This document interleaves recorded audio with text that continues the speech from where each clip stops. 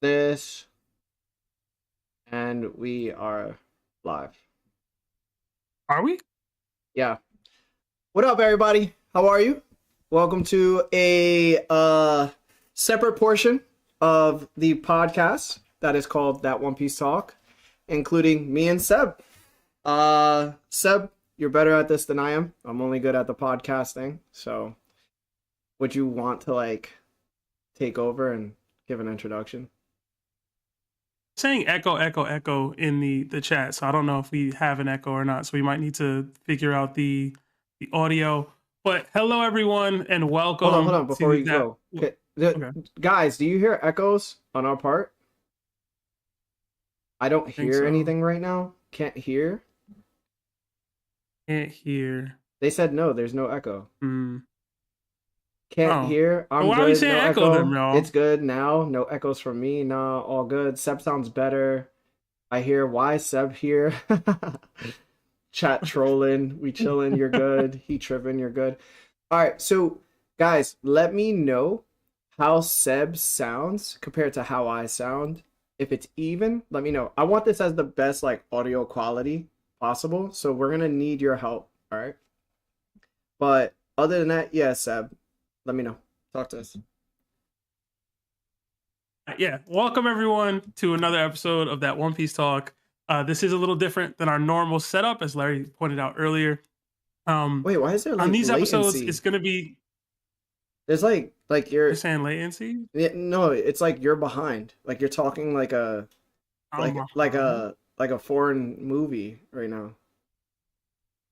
I have delayed audio? Yeah, it's a little delayed.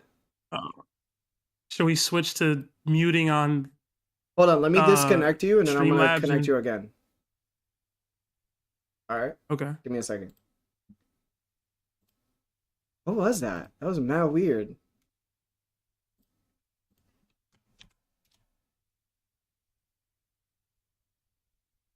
This is why we was late. Hold on. Let me text him and be like, yo, new link in chat. Hit that. Pause. All right, let's see what happens. Yo, what up, guys? Where's Lionel? Lionel's not coming. Chat. The twins don't be on like that, bro. All right. Let's see. You hit the link? The camera is the delayed. The audio cool. Yeah, I seen the camera. I seen it. It's better? Hold on. Alright. Speak, bro. Test 1 2 1 2. Can y'all hear me? Test 1 2 1 2. Can y'all hear me? It's still delayed. No, still delayed. Should I use? What the hell? Should I use just the Discord audio and not the other audio? Is there one I should be using? That's what I'm saying. You should take off. Just do collab audio. All right, so this is just the collab. This is just the collab cam audio. Can you hear me now? No, me no hear you. Now you saying you can't hear me. Hold on. Let me check. Hold on. Speak now, Seb. Test 1 2 1 2. Nothing. Do it again. Still talking. Nothing. Still talking. Test. It looks like Seb broke, bro. Seb broke the camera. How I break the Seb camera? Not working, bro. What's wrong? What's the issue? Hold on. Let me see if I could put this in a way where I could hear you. All right, speak now. Nothing. Oh my god. Speak now. Test. All right, take yourself off mute, bro. On Discord. All right, can you hear me? Yeah, it's just I think it's Streamlabs. All right, so this is what we're gonna do. So I'm gonna try to. I'm muted on Streamlabs. Can you hear me now? You muted on Streamlabs, you said? Yeah. No, but it's still delayed audio. So what I'm gonna do is this. What I'm gonna do is relax, bro. I got this. Just believe in your boy. Your boy got this. Yeah, I got it. Got it. Yeah, got it. Yeah, I got it. I'm gonna take you off collab cam. Off completely? Yeah. Yes, guys, you're probably seeing. Put your cam on in Discord. Please, good sir. Please, good sir. Thank you. I appreciate you. You're a good human being. But some standards.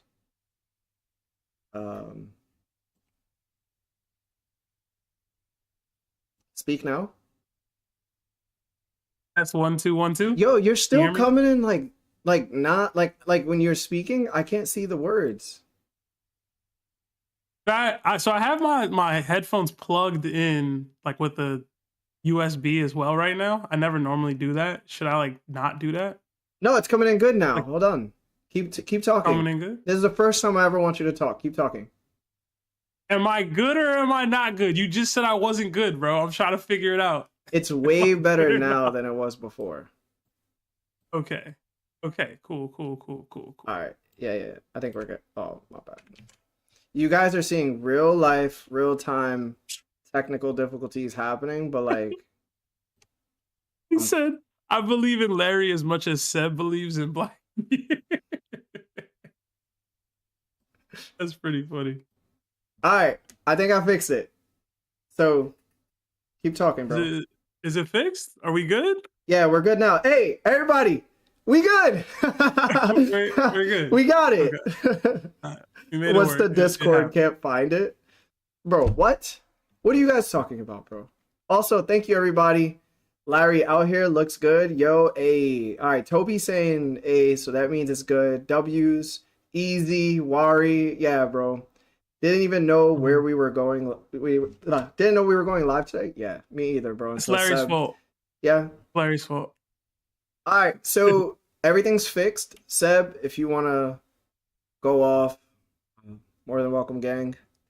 Oh, all right. That not working? So yes, welcome everyone. If you guys are unfamiliar, every year we have a top 100 trash takes list that do get housed in our Discord. Shout out to Roanoa Silky Chris, the mod. He helps us out a bunch with that. He compiles a list of what he believes are the top 100 worst takes in our Discord. Did I disappear just now? Nah, you're good, bro. Okay. All right. The 100 worst takes in our Discord. Somebody tag Chris, please, because I forgot to text him. But we're live. Essentially, all throughout the year, Chris will scope all of the chats in the Discord and determine what he believes are the worst takes. And then he'll compile them and then list them, rank them from 100 to 1, 1 being the worst, 100 being the least of the bad. So a lot of y'all might show up on here. Sorry, but that's the game. Once you log into our Discord, you're eligible to make these kinds of lists. You sign a waiver. I don't know if you ever knew that. Anyway, but it's a lot of fun. Again, guys, this isn't like bullying. It's a lot of jokes and gestures and everything, but it's a good time. Sometimes me and Larry are on the list ourselves because we just have varying opinions. But it should be a lot of fun. I'm excited. Hopefully, y'all like it too. If you haven't already, please like the stream. It does help with the YouTube algorithm. As you guys can see, Larry's doing a lot of behind the scenes work here. Yo, it's not working. What do you mean it's not working? I'm trying to get the YouTube live chat. Don't have to worry about that, bro. Just put a placeholder. You don't have to have the live chat up there, bro. They know what they're saying. No, I like when the live chat is up there. It looks nice. I mean, figure it out, bro. I don't know what to tell you. I'm trying, bro. I'm literally trying.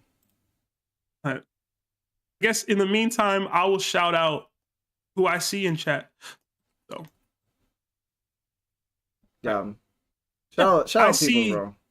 Yeah. I see Toby in here. What up, Toby? I see Cold Latino Heat. I found the two-piece Girthquake, Fallen Shinobi, Cyborg Frankie, T-Dog, Jake Gill, Monkey D. Jiraiya, Influent, Vandy Auger, Ultimate Plug, Noah Ashton, Tiny Guy, Daniel De Armas, David, Austin Hart, Play Dead.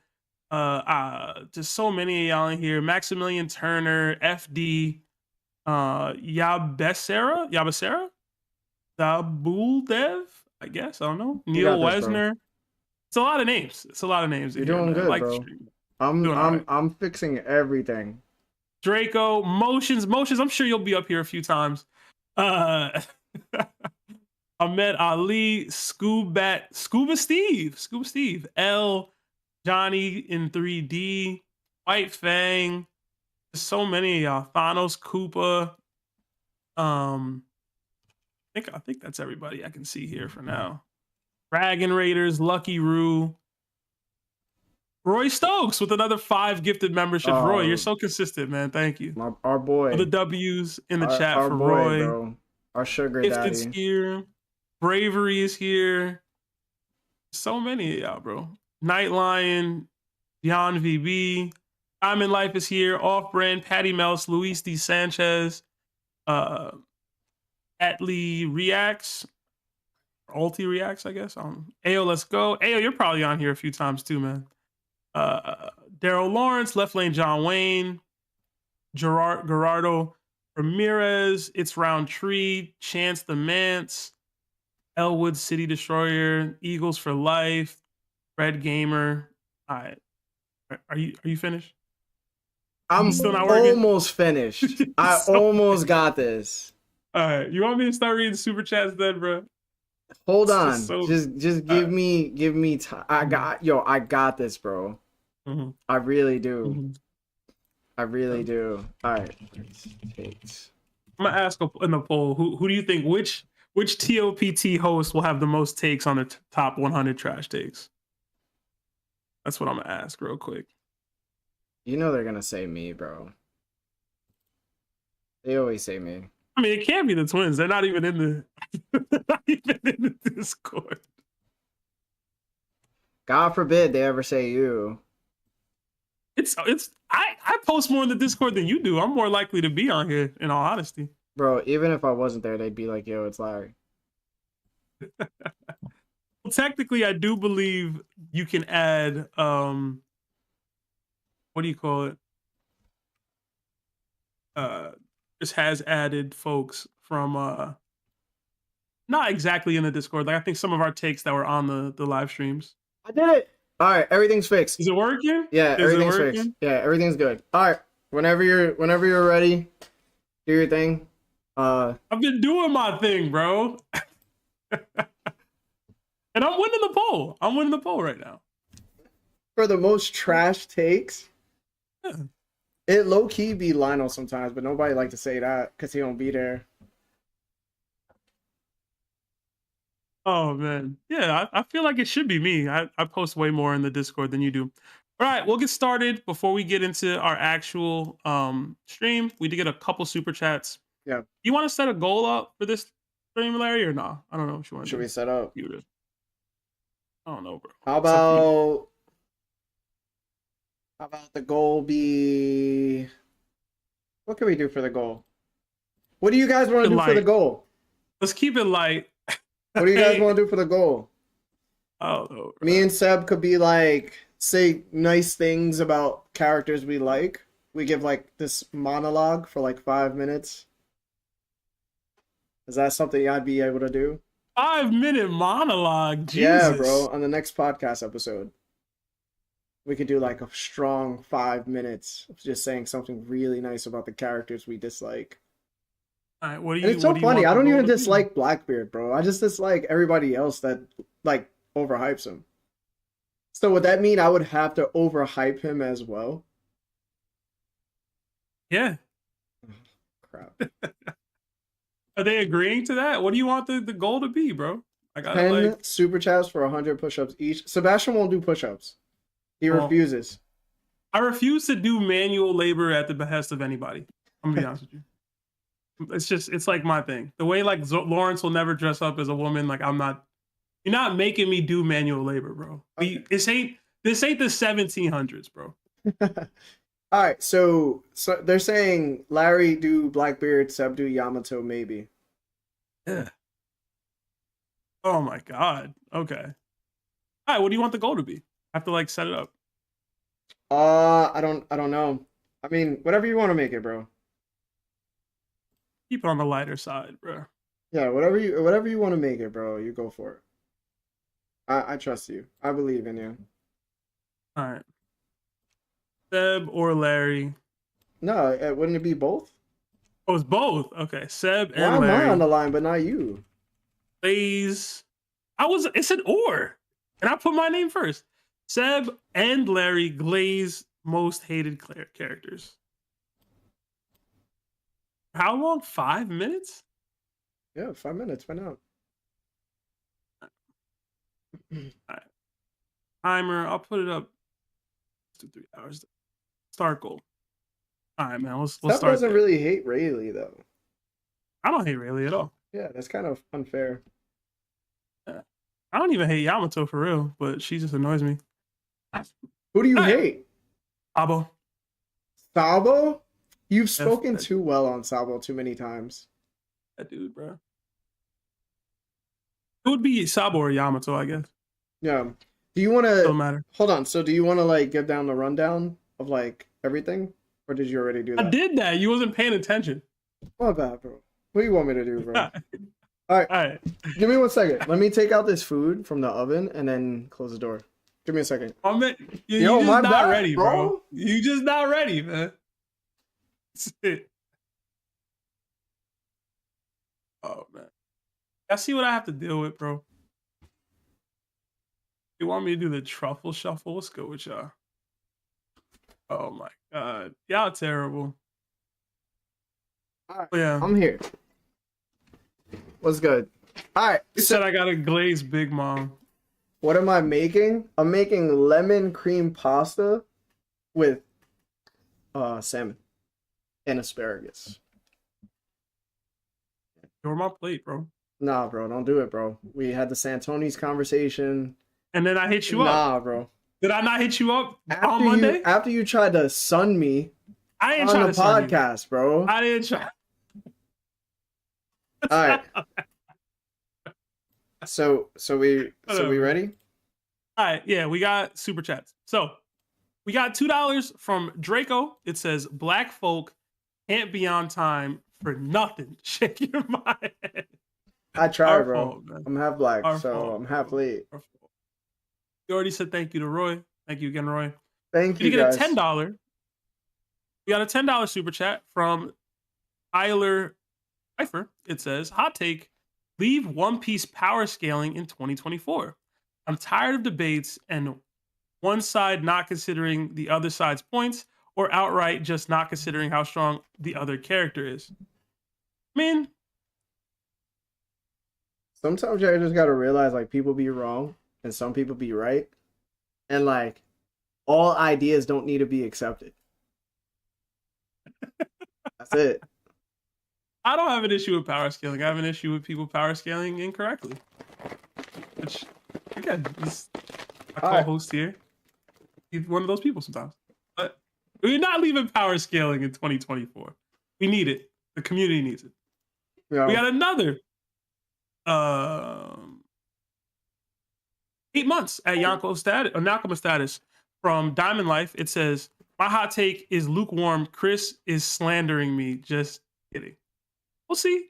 Apparently Diamond is on the list. I know Chris did do an announcement for all of these over the past like week or so. I think a week ago he did the rundown. I didn't see them. Tried to make sure I didn't see any of them. So all right. We got another 5 gift memberships from Caesar77. I think that's how he says his name. So thank you. Thank you, if bro. you are getting these memberships, throw the W's in the chat or the Nakama fist up. We got another 5 from John D. Water. It says, Larry must have known I got paid today. Hashtag the Larry tax is real. That's funny. I can read the super chats if you want, Seb. I'm good. I'm good, bro. Do I sound that nasally? No, I was just saying. Because you always do it on the pod. I feel bad. All right, bro. You got to handle the swiping through. Another 2 from Off Brand. It says, looking like 2 baddies. Hashtag Woman Crush Wednesday. Thank you. I appreciate it, Off Brand. Another 2 from Brazilian Volleyballs. It says, like the stream. Please don't put me on the list. It's not up to us, bro. Sorry about that. Yeah, you might be on it, bro.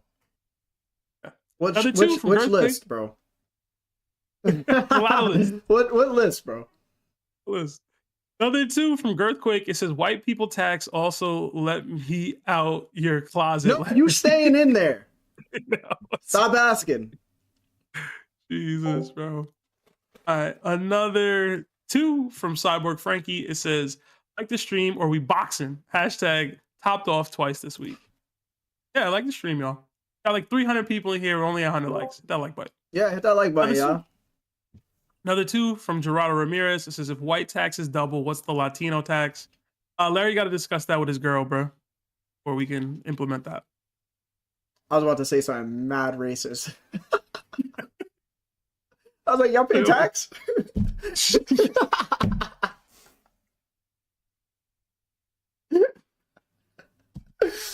Yo, you're wild, listen, bro. Oh just for everybody as well, I'm also Spanish. All right, so yo, you're wild. Relax. It's a joke. Oh my god. It's a joke at me. I have a Spanish family, so insane, bro. Anyway, another 5 from L. Larry really has crazy takes, but then he explains it really good on why he believes him. Seb feels more like he does crazy takes to get people triggered. No, I don't. I say what I believe 9 times out of 10. Bro, you're a troll, bro.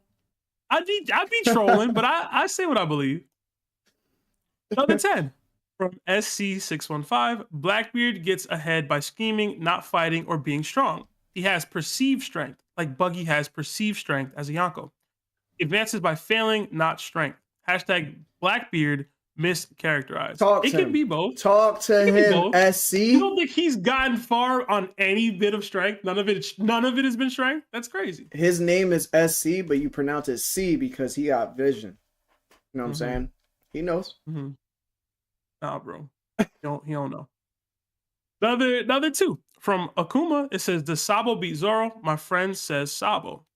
I'll say right now, based off of what we see, Zoro just has more in the bag. He also has a direct counter to Flames. So I would favor Zoro in that fight. Anybody that says Sabo over Zoro is smoking crack. All right? Pure crack. You get it straight from the plant, and then it's chemically, like, altered. You know what I'm saying? Go that far. But... Yet another 2 from Daniel De Armas. It says, hashtag Larry Tax. Poor Seb, he got that Gura internet. My internet's been better recently, man. Been better. Yo, legit, it doesn't work most of the time. I get it. It's been working recently. But it's just a really good company. It's the best company. We got another 5 from Neil Westner. It says, before the slander starts, I'm going to get ahead of it. Law would be wiped out completely if not for Chopper and his Rumble Balls. Chopper is the best pet. I mean, when you get jumped, of course, bro. I don't know if that's like a lit that's gonna make the list or whatever. Is that why he's defending it? Possibly. Maybe. Right. Oh, we got another 5 from Xavier Williams. It says, shout out to the homies. Love y'all boys. Hashtag Mihawk over Shanks. Hashtag Toxic Taste 2025. He getting started. Getting started 2025. You know what's crazy? I had a wild I was working on our video that's gonna be posted. Well, it posted 15 minutes ago. But I was working on the theory video, and I was thinking about like how. Never mind. I don't have the thought like completely down packed, so I'm gonna sound pretty weird. But keep going. All right, that's it. That's it. All right, guys, we're gonna start doing this now. We'll probably do like 25. The stream is probably gonna be like 2.5 hours long.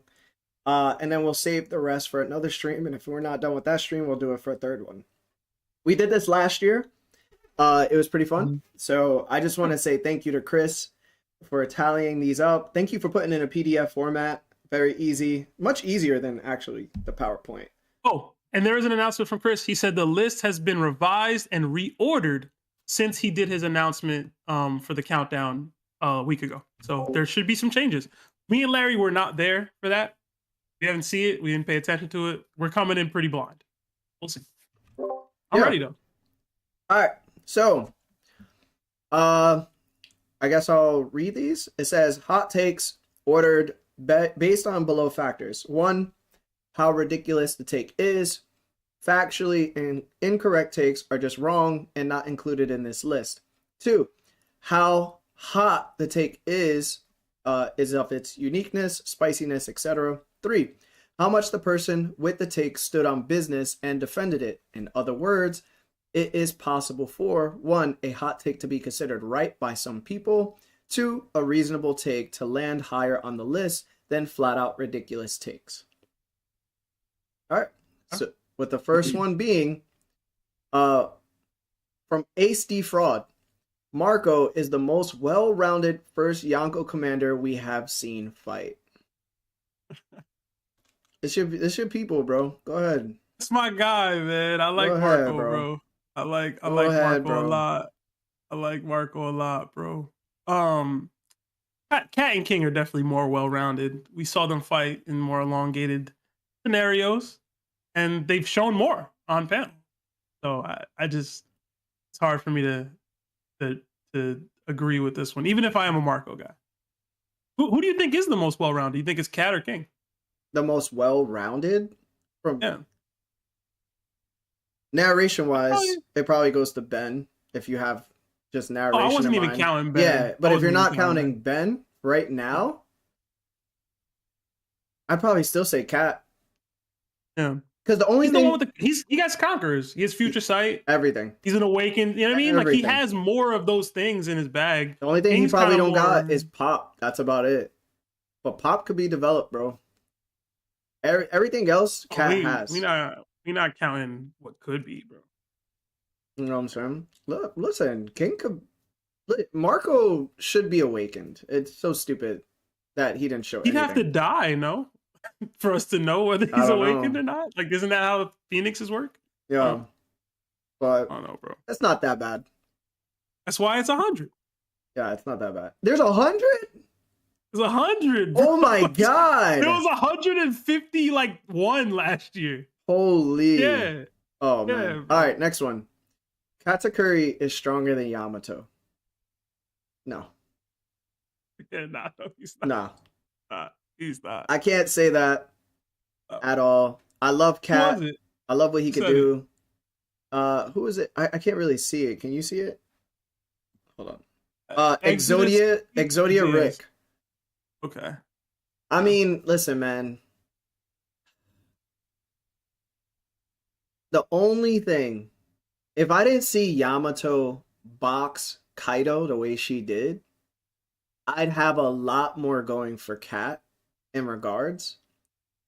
And the thing is, like, if Kat fought Kaido the way she fought Kaido, I don't think she has the Haki. I think that her Haki is stronger armament and conquerors wise in her attacks. And she has the durability factor as well.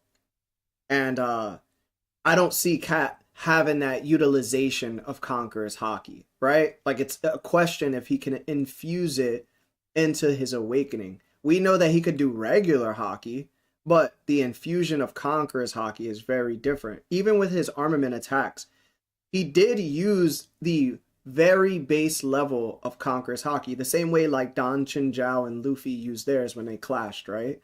That's happened between both Kat and Luffy on Whole Cake. But there's never been a higher utilization of Conqueror's Haki in his attacks. And I think that's the pop that's missing. That's the pop that would have put Luffy down officially, but narration would have found a way around it. So for me, I can't say Kat will just beat Yamato, because even if the future sight is there, you also got to be able to, like, damage her. And you got to be able to hit her harder. Like, and she's just going to knock you out, in my opinion. And plus, there comes the mochi and the ice, so she could probably, like, freeze a lot of the mochi that's going to be happening. So the awakening will probably take less of an effect. So I'd go Yamato for sure. I think it's a closer fight than people are making out to be. Oh, yeah, it's close.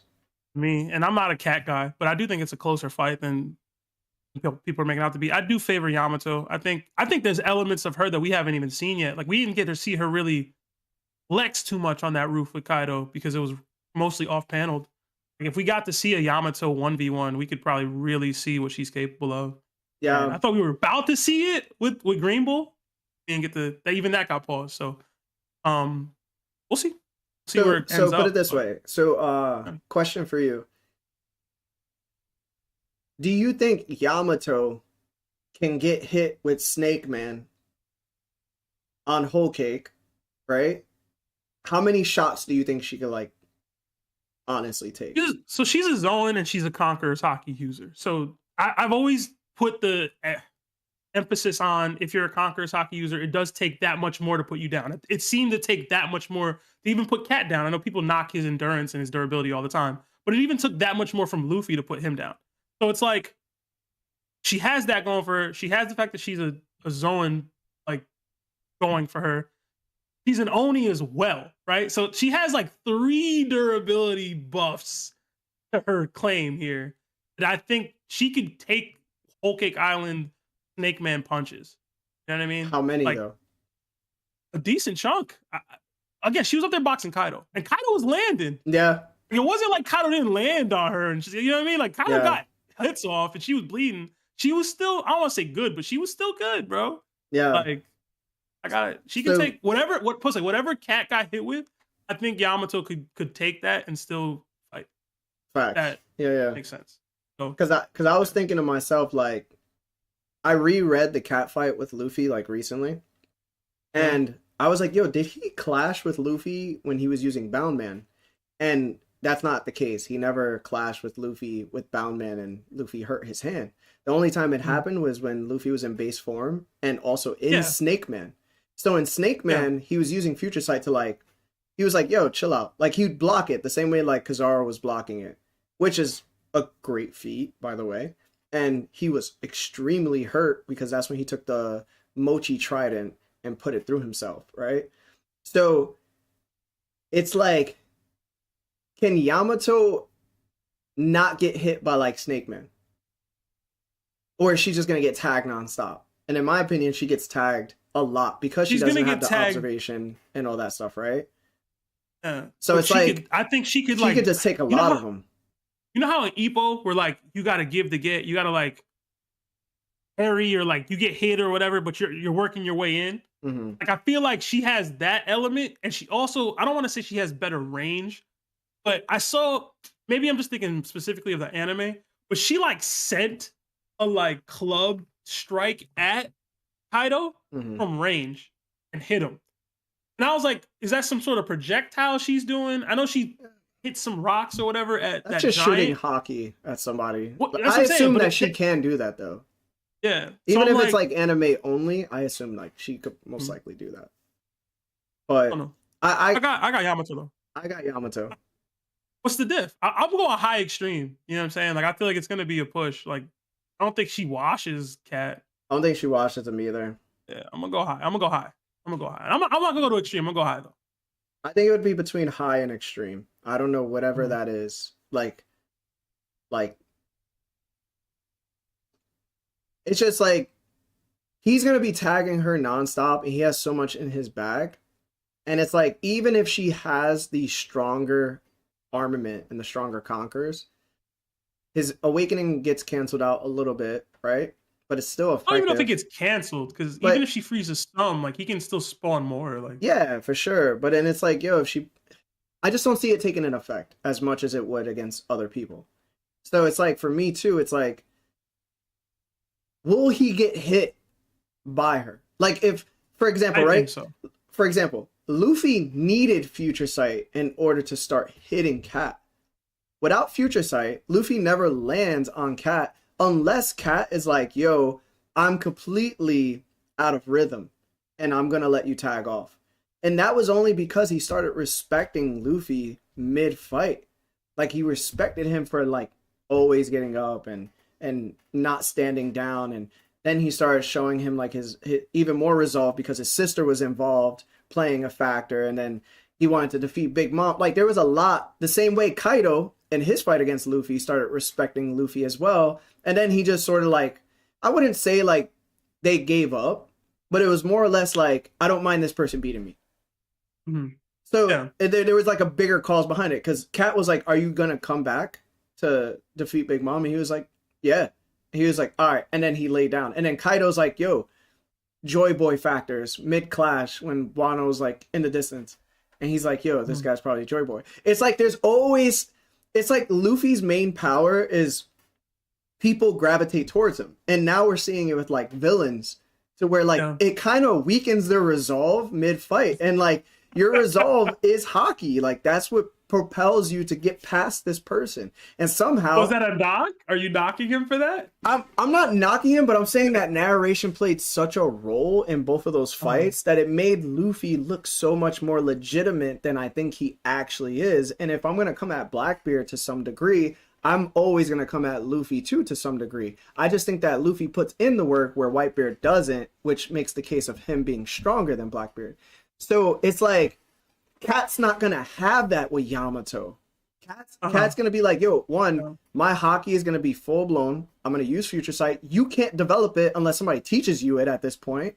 And you're not going to learn it just off looking at me because your IQ level is not that high. But you banged out with Kaido. And then people will be like, well, Kaido has Future Sight. Kaido has observation. Yo, but Kaido also showed. He was using it. Exactly. Also, Kaido's been shown to like, yo, I'm not going to use it unless you're a danger to me and you're using it. Can Yamato just land a hit at all? And it's like, that's right. I can't get into that. You said that about Black. I can't get into that, bro. You can land on Cat, bro. It's not impossible to land on that dude, bro. You can land on. I think it's impossible if you don't have Future Sight. Like that's what it takes, dog. Like put it this way. I don't think. Put it this way. Zoro couldn't. Hold on. Zoro couldn't beat King unless he'd learned Conqueror's Haki. Not true either. Technically, he needed to get past King's defense. No, but he needed something in order to do that. We're gonna go down a rabbit hole with this. Technically, Zoro could have cut King's flames. Technically, he had that in his bag too. He didn't use it. It didn't stay out in the fight. But if you can remove the flames from the fight, that element of King's... So you're saying that he's just going to slice the back of his neck and the flame's going to separate? Okay, so if that happened, you'd have been shocked. You'd have been shocked by that. Step one. He learned how to cut flame. Seb, even when Prometheus was cut, did Prometheus go out?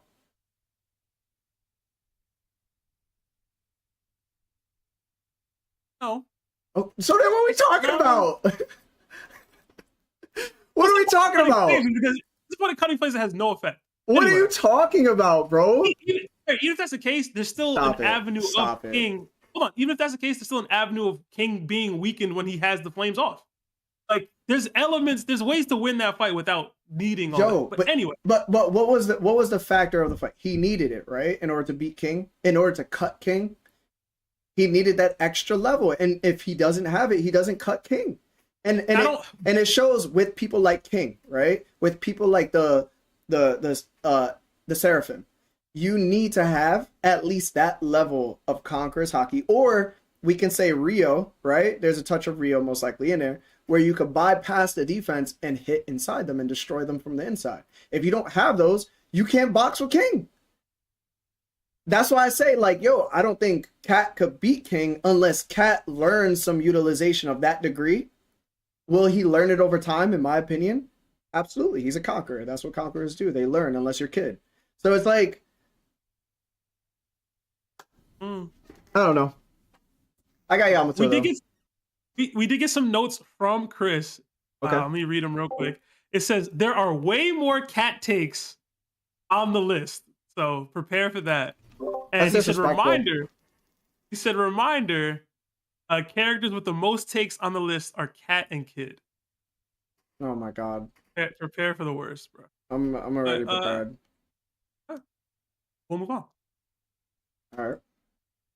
My bad, going down. Jimbei is stronger than Yamato. This is from King Alcazar. Oh my gosh. Nah, bro. No. Oh, man. No, bro. Yeah, bro.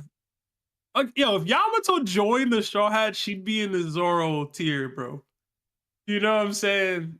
Possibly over him. So you gotta chill with the Jimbei stuff, man. I think I still have Yamato over Zoro, in my opinion. Yeah. No. I've said this a couple times. I think it's very, very close. But I think what Zoro has, she's able to utilize at such a natural degree. Right? Mm-hmm. Like it comes naturally, like she does it naturally. I don't see Zoro doing it that natural right now, especially after like, and I hate to knock the Straw Hats during Egghead, but bro, her versus Lucci wouldn't have gone like that, bro. I'm trying to think how the fight with Jimbei and Yamato would go. Oh, Jimbei getting chipped. Would she be able to freeze the water? Like, you know what I mean? Listen, also, she don't even need to use it, bro. She just punching right through him, dog. But chill out, Jimbei, bro. Serious, bro. Listen, the most impressive feat we've seen from Jimbei, and I swear, this is the most impressive feat, when he literally walked in front of Akainu to stop his magma punch. To this day, everybody's like, yo, he might have did it with Fishman Karate with the water, and he's still burnt at the end of the day. And I was like, nah, bro, that was Haki, and that was Akainu's Haki. And I don't know what type of Haki was being displayed, but I know that people weren't being knocked out from it. But people were actually engaged, like, oh, snap. And he didn't just stop it for like a second. No, the boy held on, bro. And then later, he burnt his hands. That was the most impressive feat I've ever seen from Jimbei to this date. You don't think the strawberry flash is up there? Oh, my God. Huh? Yo, Larry, we did get a comment saying that the chat box in the video seems to be frozen. I don't know if you can change that or fix that. Yeah. Bro. No, it's working now. It's just going slow. Okay. All right. Yeah. All right. But yeah, we can move on. Let's move on. Yeah. All right. Yamato, bro. Kid and Law could outlast the Gear 5 timer in a 2v1 scenario from Diamond Life. I don't think that's that crazy. I don't think that's that crazy at all. It's a lot to deal with, Kid and Law. A lot of versatility that they provide. How long even is the Gear 5 timer, technically? It's like 10 minutes at this point. I mean, they could get knocked out. I'm not gonna act like they can't get knocked out, but here's the thing. They fought Big Mom. Like, it's not, you know what I'm saying? Stop. They last 10 minutes versus Big Mom? Yeah, right. I think if Luffy's not taking the fight seriously, for sure. Like, and he's been known to do that in Gear 5, right? He doesn't just Bajrang gun off jump. But if he just did Bajrang gun, no, we can't do that, bro. That's not how Luffy fights. You can't go, okay, if Luffy decides to use his strongest possible attack. Bajrang gun off rip, bro. Even then, could Law not technically teleport him and Kid like behind it? Nah, real talk. Could he not? I seen Luffy turn I seen Luffy turn Saturn and Kizaru into pizza and just throw them into the ocean. And Kizaru had to fly back. Listen, the question is, they could outlast him. They could outlast him. It wasn't they would straight up defeat and knock Luffy and render him unconscious. Yeah. It's could they outlast the time limit? You know what? This is not too crazy because Law on Onigashima on the rooftop said to Luffy in his Gear 4 mode that he's using way too much Haki. And then he tired out immediately after hooking off on Kaido. And then Kid, obviously being the bum that he is, was like, yo, what happened? And he was like, yo, he used too much Haki. So if Law notices that Haki is being crazy used with Gear 5, he's like, yo, we just gotta outlast this, bro. And he's smart enough. So I don't think this is too much of a bad take, unless Luffy does Bajrang gun off jump. Yeah, and we know he's not gonna do that. I don't know. I low-key agree with the take. I'm even playing with you, but I'm a Kid guy. I'm a little biased here, but yeah, it's not a bad take, bro. Like that's all right. All right, next one. Jimbei has a better chance at defeating Katakuri than King. No, this is a bad take. 30. No. What is being said here? like Jimbei's a better matchup for Katakuri than he is for King? I'm confused. He's not winning either fight. He's saying basically Jimbei could beat Katakuri. There's a higher percentage than King would at Jimbei. Oh, Katakuri than King. No, hell no. So he's like, yo, Jimbei has a higher percentage of beating Katakuri than he has of beating King. No. It said, I think what it's saying. No, it said literally, Jimbei has a better chance at defeating Katakuri than King. So he's saying, I think he fights the reason both. why I think it's on. No. I think the reason why it's on the list is he's saying that Jimbei has a better chance than beating Katakuri than King would have a chance at beating Katakuri. No, I don't think that's it. That's what I think is being said. Am I tripping? Chris, clarify this for us, bro. Yeah. Chris in the chat. If Jimbei and King each fought Kat, Jimbei has a better chance at winning the fight. That's what's being said. That's insane. That's insane, That's bro. insane work. When did 30 start loving Jimbei like this? Do he just like fat men in One Piece? Because that's what it seems like, bro. He just think everybody that got a big top is just extremely impressive. Have we seen 30? He boxes. Is he big? Like, is he heavy set? I don't think he big, bro. I know he loves Jimbei. I do know that. Listen, bro, he don't talk like a big guy, bro. 30. Larry said, get your weight up, bro. I've never heard 30 talk about any type of desserts, bro. Ever. All right, next one. Yeah, no, bro. Cat and King is much closer than Jimbei and Cat. All right. Luffy's fighting Nemu 1v1, and winning would be bad for the story. And this is from Skylands. That's so subjective. Yeah. Like, how's this a bad take? So it depends on how it's written. It really depends on how it's written. I think it depends. Like, what is Oda going for in that final saga? Is it the power of friendship? Like, is there is it just the embodiment of freedom versus the embodiment of complete control and chaos? Like, we're so far from that final fight to me to try to assess the themes of it right now is a little tough. I don't think it's a bad take. I don't think listen, the Marco overall is the, most well-rounded first commander, is a worse take than this. Like, this to me is just like, like you said, it depends on how it's written. Yeah. Like, is it going to be all the Straw Hats and Luffy, or all the people he's gathered together and you know what I mean, versus Emu, or is it going to be just Luffy versus?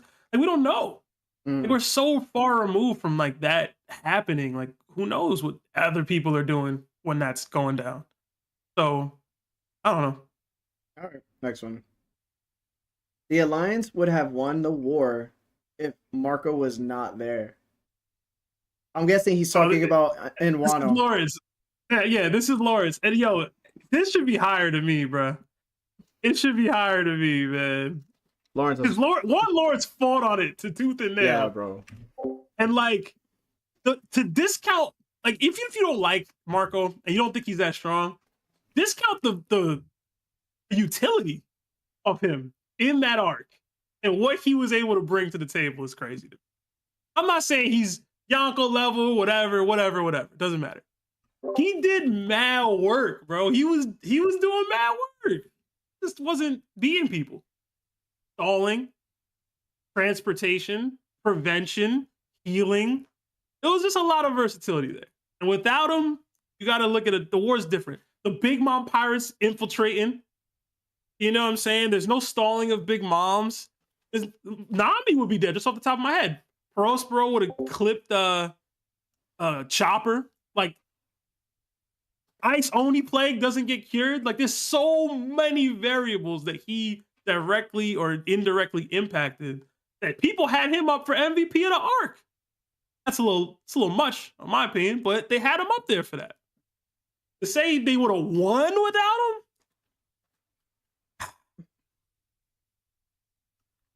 Who are we replacing him with, I guess, is the question. If he's not there with no replacement, then no. If we're replacing him with somebody of an equal, then sure. But he's not getting replaced. You just take him out of the game entirely, then I'm winning nothing. I agree. I think it's a bad take. I thought it was a bad take. And then he started like misremembering like certain moments of the fights between like King and Queen. And it was just like, oh man, like I want to back him a little bit just because I just don't find Marco worthy of any discussion in One Piece ever. If there is one, it's probably because we're talking about the worst of the worst characters in One Piece. Oh man, but I be hating, bro. Listen, Marco did his thing. He was very useful. A lot of stuff happened, and he was able to help the Alliance benefit from those moments. And it's undeniable, bro.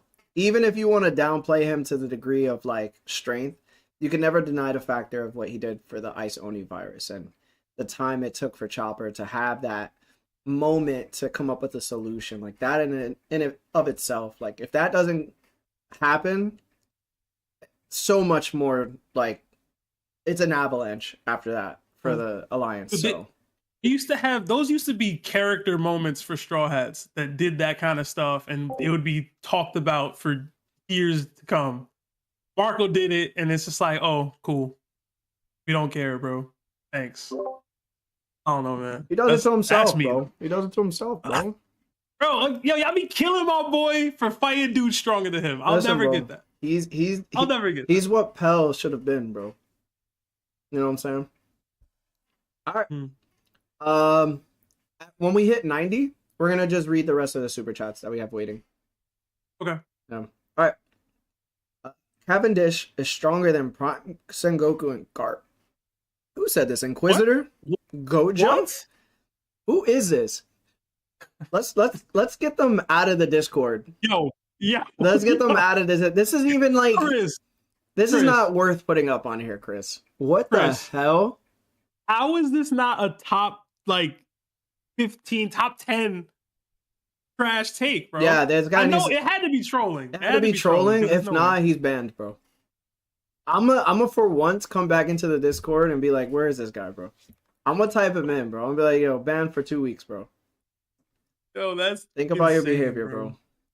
Prime Sengoku and Prime Garp, bro. Yeah, this is crazy. What was the reasoning? Did he have reasoning? I'm trying to understand what it probably has something to do with Don Chinjao.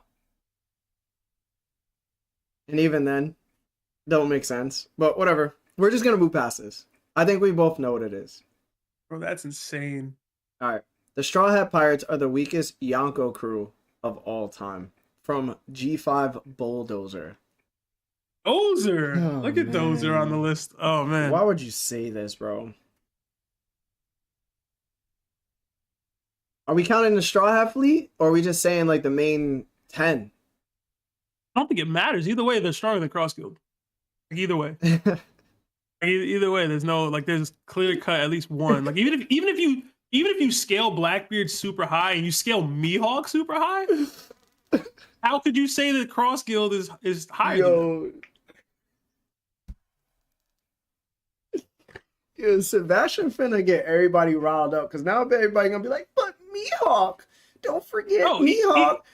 Even if you got Larry, even if you got Mihawk top 1, even if you have Mihawk at top 1, the Cross Guild as a whole versus the Straw Hat Pirates as a whole, it's bad, bro. It don't matter if you have Mihawk top 1 or not, unless you think top 1 means I'm taking out Roger and Whitebeard same time.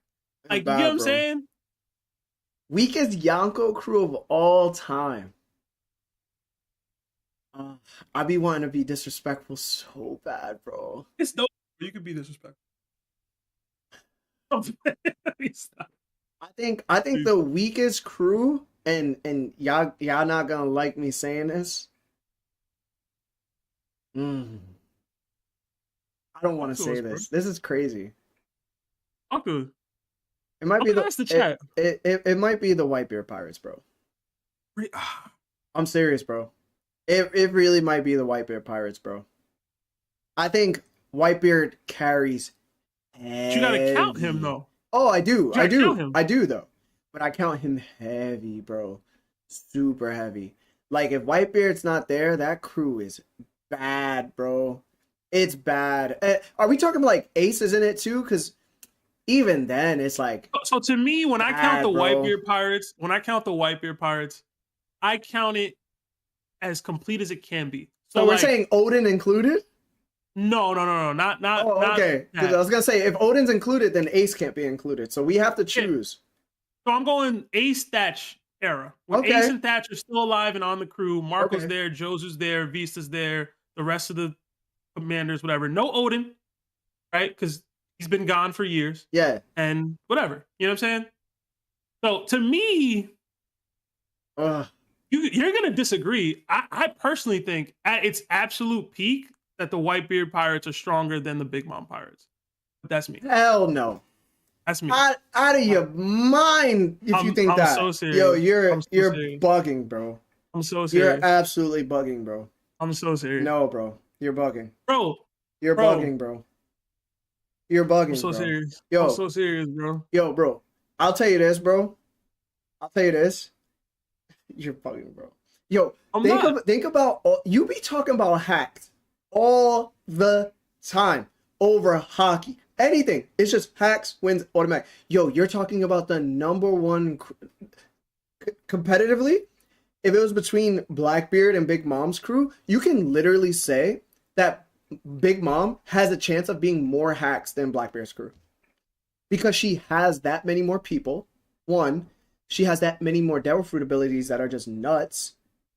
Right? And then her crew is pretty damn good because she also has a Conqueror's Haki user on her side. There's a lot on Big Mom's crew that you have to deal with and find ways around in comparison to like somebody like Blackbeard's crew. Where Blackbeard's crew is really good. They have really strong Devil Fruit abilities. But bro, there's a lot that they lack as well. There's just too much on Big Mom's side, bro. I'm sorry. There's a lot on Big Mom's side. I'm gonna sound disrespectful. This is disrespectful, yo. You're disrespectful. I'm gonna sound disrespectful. Yeah, this is hate. They said that the entirety of Big Mom's entire Toto land couldn't deal with her on a hunger pang. Come on, bro. If she started hunger panging, stop, bro. They done. Stop, bro. Absolutely done. There's nothing they could do. That included Katakuri, it included Smoothie, it included every single one of her kids, every commander, every single person on the island. They said, if she starts hunger panging and we can't get her this cake, we're done. Why do you do this? It's over. Why do you use this logic? What's wrong with you? No, it's logic that's presented to us in the canon, bro. Okay, so if Whitebeard went on a killing spree and started murking all of his sons, who's stopping him? Whitebeard's stronger than Big Mom. No, that was not the logic you used. The logic was you're trying to downplay the Big Mom crew. No. You're trying to you just did it. You said, yo, the Big Mom crew is weak even with all the hacks in comparison to stopping Big Mom. No. So I'm like, okay, so who stops Whitebeard on Whitebeard's crew? The accurate comparison would be to replace Big Mom's crew with the Whitebeard pirates. And would they be able to deal with her hunger pang? No. And to me, the answer is yes. Because she herself was like, yo, Marco, I don't have the souls to deal with you right now. So I'm going to go do this. Sebastian. I got evidence, bro. Sebastian, Sebastian, do you really say that, bro? Do you really go to sleep at night and think that Marco would be a struggle for Big Mama? Big Mom said it herself, bro. Unless she don't got her souls, she got her souls with her. She got enough souls to deal with it. She got enough. She got to answer those questions herself, bro. You got to make sure the souls are intact. You got to make sure they're in the tuck. Sab, you're trolling, bro. You're trolling. They gotta be there. They're trolling, bro. Plus, you know what I'm saying? Listen, man. Sab, you're trolling, bro. Listen, bro. You can't sit here and think to yourself that Marco is going to be able to put up a fight where Big Mom gets tired and doesn't have enough to deal with him. Got enough souls? You know Big Mom was just talking Devil Fruit abilities, right? Hey, man. So if she's just using pure Haki. You got enough souls or not? Sebastian, she doesn't need souls. I'm using her words. Y'all don't be liking using the character's own words. I use them. You know what I'm saying? I do. Character says something, I'm going to use it. Put it in the chat. Put in the chat. Put in the chat the Big Mama marker. No, whatever you want to put. Put it in whatever words you wish to put it in, bro. Go ahead, bro. I want to see the vote. Because you sound crazy. Listen, Big Mom must have sounded crazy to you then. He said it. There was a lot of things down Wano that sounded crazy. It wasn't just Big Mom's. And I heard Kuzan wanted to roll up and beat Big Mom and Kaido by himself. He was wilding for that. He said it himself, though. He said he could do it. Why you ain't listening to him? He said Why you ain't listening to him, though? He asked for permission to go handle the situation. How it would have been handled? He thought he could have handled it. Maybe some Seraphim or Whitney. Oh, so we not listening to what Kuzan thinks he can do. No, what Kuzan so you switching up. So you believe in one thing, but you won't believe in the other. Oh, you're trying to trip me up. See? What Kizaru said and what Big Mom said are two different things. Oh my god, bro. They just are. Sebastian, at the end of the day, it's one character saying what they think they could handle or do. That's it. I don't need you to be like, well, it was said differently. Like, I don't care, bro. Like, if you believe that, then you gotta believe Kuzan. You believe Kuzan could just take on 2 Yonko by himself, yeah? No, I don't. Okay, so then you don't. So then Big Mom won't struggle against Marco. And I don't think she would super struggle, but it could be a struggle, putting him down and whatever, capturing him, whatever. I don't know, man. She said what she said for a reason. That's all I know. She ain't say it for no reason. There was a reason there. Did you believe Blackbeard when he said he was the strongest person in the world? No, and then I did not. Oh, you did, but he said it though. Hold on. There's no bro. See? Boisterous takes bro. Your own capability. And hold on. Chat, y'all see, chat? Larry, a boisterous take about what you can do versus a take of you for no reason saying, this might be a problem. You got to take those two different ways, bro. Sad, bro. I'm tripping for that? Sad, bro. You have told me on a consistent occasion that the Gora goes hard like that.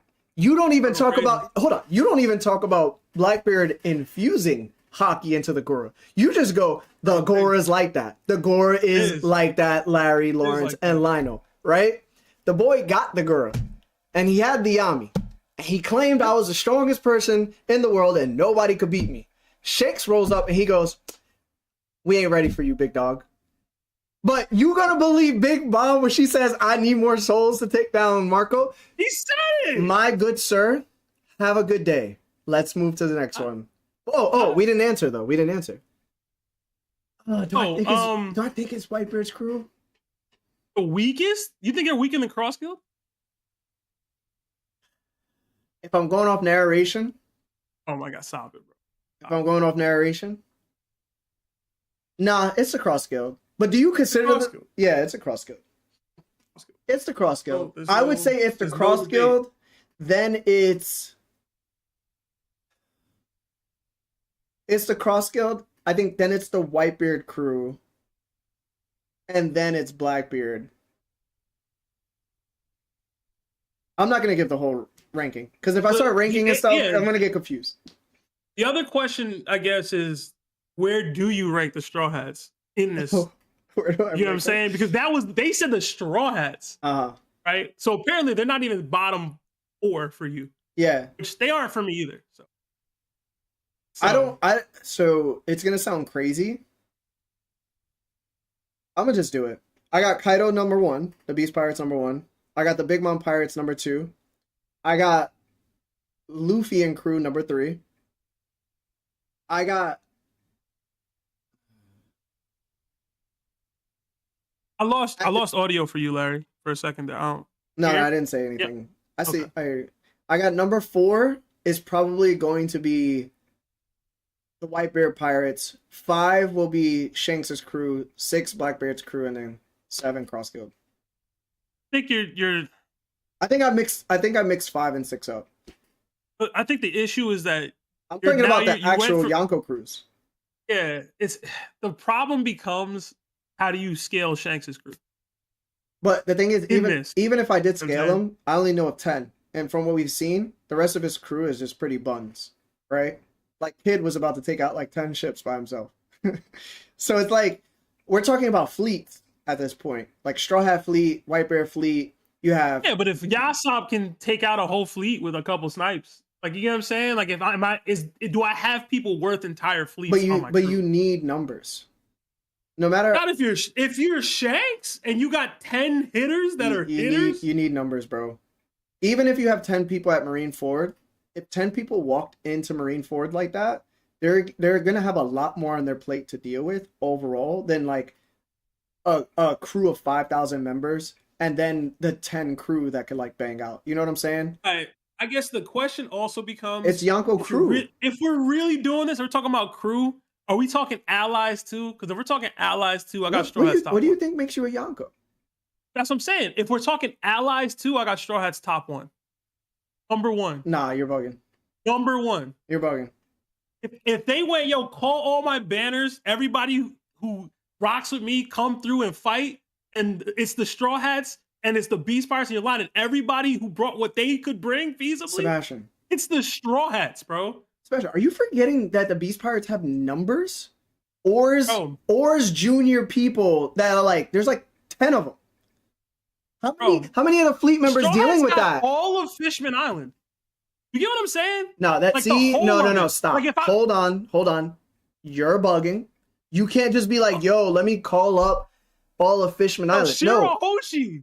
See, you're bugging again. No, you're bugging Hancock. again. See, this is where you... Pull up. Why do you always take it so far? You know that this is not part of the fleet. They're under a young... I asked you, hold on. Larry, I specifically asked you, are we saying allies as well? The fleet aren't allies. Hold on, Art. Underlings. Art. So let me put it this way, right? Are the Fishman Island under protection of a Yonko, or are they included in the crew? No, they're under the protection of a Yonko. Exactly. The only reason you would consider that Fishman Island might help is because Jimbei would require them to do so because he would ask them to help them out. They don't go under Luffy's banner and go, yo, we're a part of the Straw Hats. No, we're under the protection of the Straw Hats. I asked you about the allies. But could Luffy not ask, is it beyond the pale for Jimbei to ask the Fishman Pirates, and you don't even have to say all of Fishman Island, whatever, but the Fishman Pirates, the Sun Pirates, my bad, to assist them in a fight? That's not beyond the pale. That's not. It's just not. I'm sorry. It's not. Yo, bro, but they're not a part of the fleet, dog. Bro. They're just they're like just under protection. That's it. Like if Luffy wanted to go to Zunisha and be like, yo, Momo, tell Zunisha to help me out. All of Zoe, all of Wano, all of Fishman Island could be backing the Straw Hats in a fight if they so pleased. Put it this way. I'm thinking of the crew. I'm thinking of the Yonko crew. I'm not thinking of their allies. Allies is like something on top of their crew. Larry, this is the problem. What you're saying, essentially, what Whitebeard pulled up to with Marineford was his crew plus extended allies. You get what I'm saying? It wasn't just him and his grand fleet. It was my main crew, all the commanders that come with that main crew, and 43 allied ships. That's what he went to Marineford with. Luffy was like, yo, Zoro's on the chopping block. I need the bodies, bro. I need people. What could he feasibly ask for? What you told me... He could feasibly ask for this. What you told me was like, literally, his commanders had their own little crews. That's it. Yo, the Straw Hats don't got that, bro. No, and I'm saying they're making up for that's the why they have a fleet with the fact that they have actual allies. Right. If we're limiting it to just the fleet, I won't go top one, but they're still closer to one than they are to last. I'll say that. Yeah, I think so. All right. Next one.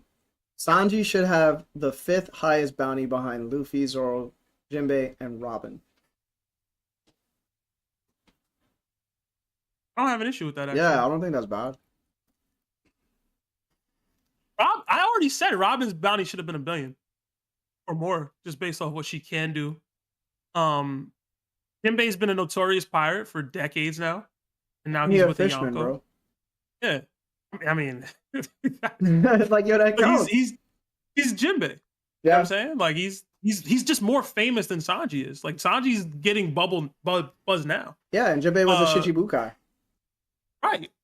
Zoro, I mean, he's not crazy famous, but he's seemingly more famous than Sanji is, notorious than Sanji is, and then it's Luffy. So I don't have an issue with that.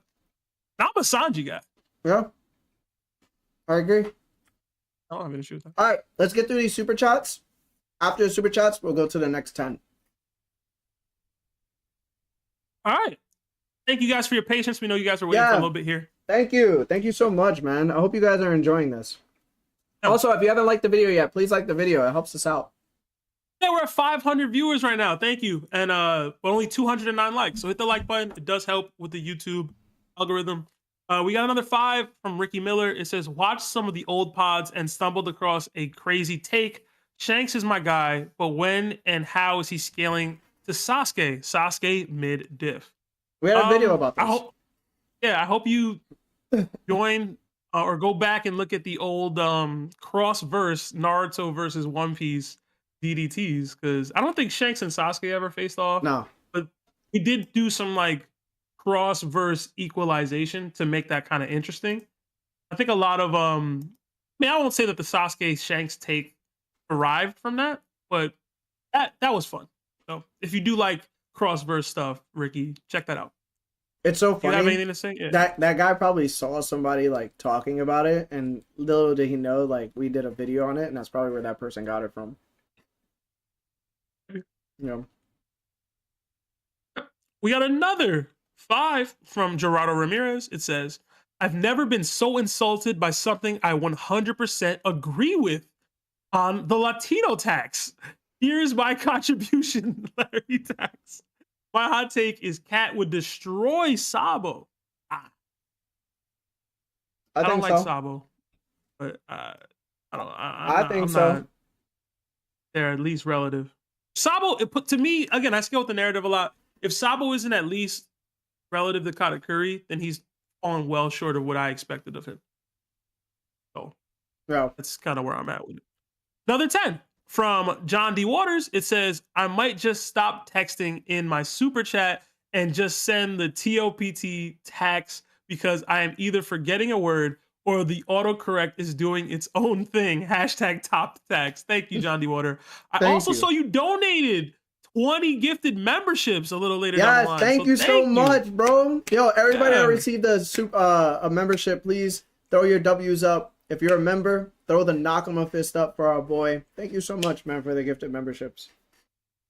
All right, we got another 2 Australian, I believe, from Teabag. It says Zoro has no future sight, so he gets no hits on Cat with question mark. Again, I don't subscribe to the fact that the thought process that you need future sight to land on a future sight user. That's never been me. I guess Larry, you can speak to that if you want to. I think it's something you said a little earlier, which is probably why you commented on it. But I think Zoro can land on Cat. But that's me. I think Zoro can land on Cat. But that's only because in order to defeat Future Sight, you need to be faster than it, or you need to have the reaction speed or the mobility to truly press it to its limit. And if you don't, then you need Future Sight to make up for it. So granted, Zoro doesn't have it. Zoro has fought somebody that's really, really fast and is probably faster than Cat, and that's with King, right? So it's more relative to think that Zoro could keep up than Sabo can keep up, in my opinion. So that's why I give Zoro a little bit more cachet on him being able to land on somebody like Cat. And plus, Conqueror's Haki is involved. And Conqueror's Haki between two people that are clashing, it always either pushes the other person further to overcome them, or there's a slight chance the other person could be a little broken down from that other person. That's why Conqueror's Haki is such like an important factor in a fight. It really changes things overall. And Sabo just don't have it, so. Yeah, that's well said. All right. We got another 2 from Project Ice. It says, Celestial Larry, I've come to pay tribute. Hashtag Larry tags. Thank you, Ice. You guys have issues. Another 5 from Chance the Mance. It says, "You guys get me through work every day. Glad to catch a live chat. Hashtag Blackbeard is goated." Oh, That's his thank first you, super chat, man. so thank you. Thank you so much for your first super chat. I hope you're doing well. Yeah. Another 5 from SC615. It says, "Seb, Marco being hard to kill doesn't make him strong." Fair. Big Mom would mop Marco in a fight.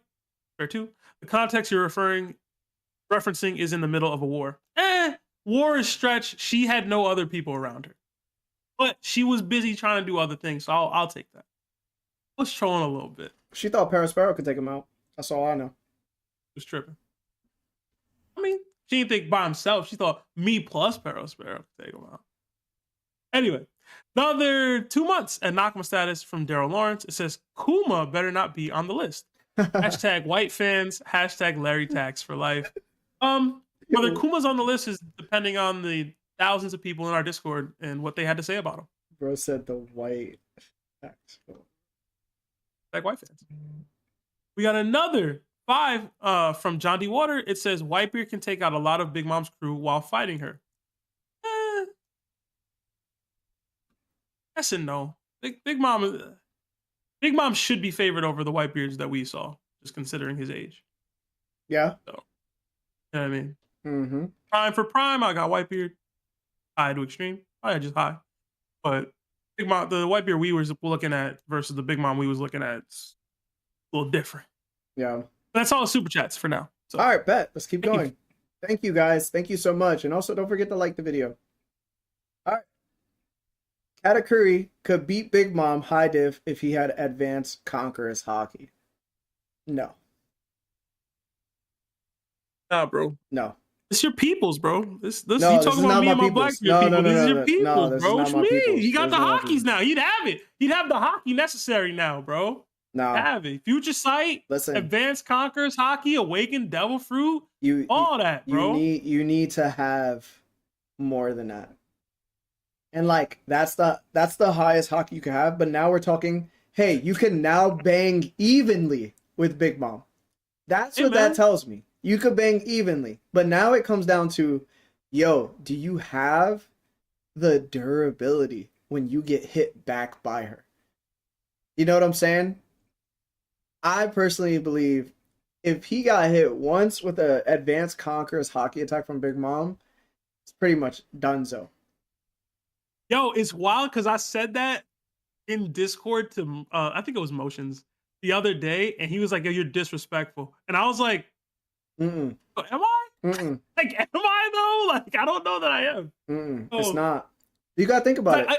If you think was that, if you think that Law and Kid have stronger durability than Cat, then whatever. That's all right. But remember, Oda also visibly used her only using a Devil Fruit. If she had used Conqueror's Haki advanced form, because she did it on page 1, yo, that fight would have lasted like 5 seconds. That fight would have been, Kid would have been done as soon as he got hit one time. And Law would have been done on her stomach. It would have been over, bro. Do you think, again, I think we both agree that this is absolutely ridiculous. Yeah, this is ridiculous.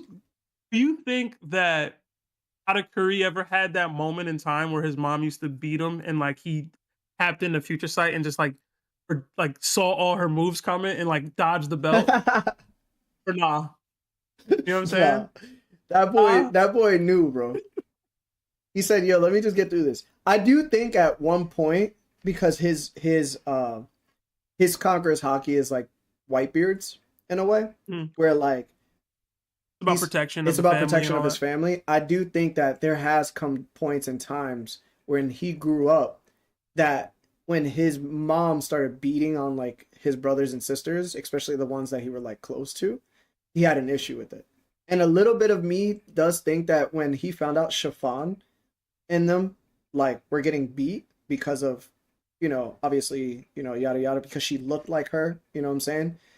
I think there was something inside of him that brought up that thought factor of, do I want Big Mom to still be around? Like, that's the reason probably why he asked Luffy regarding, hey, are you coming back to defeat Big Mom? And it's because he knows how much of a threat she is to like their family. And like, that makes a lot of sense in my mind. And I could see why he would want to get rid of her or to take over so he doesn't have to deal with that nonsense anymore. I actually agree with you. Just know better though. Oh yeah, Not, he not just knows even better. trying to be disrespectful. Nah, it's not disrespectful. I know that might come out disrespectful, but I'm not trying to be disrespectful. Nah, it's not disrespectful. I literally think that. I think that he goes, yo, it's Big Mom. Like, he knows the deal. Yeah. I can't beat her. Yeah. And also, too, I think it's like a thing in Japan where, or I think in Asian cultures, so I might be a little racist on this. It's like your elders, even when they're wrong, you have to treat them with the utmost respect.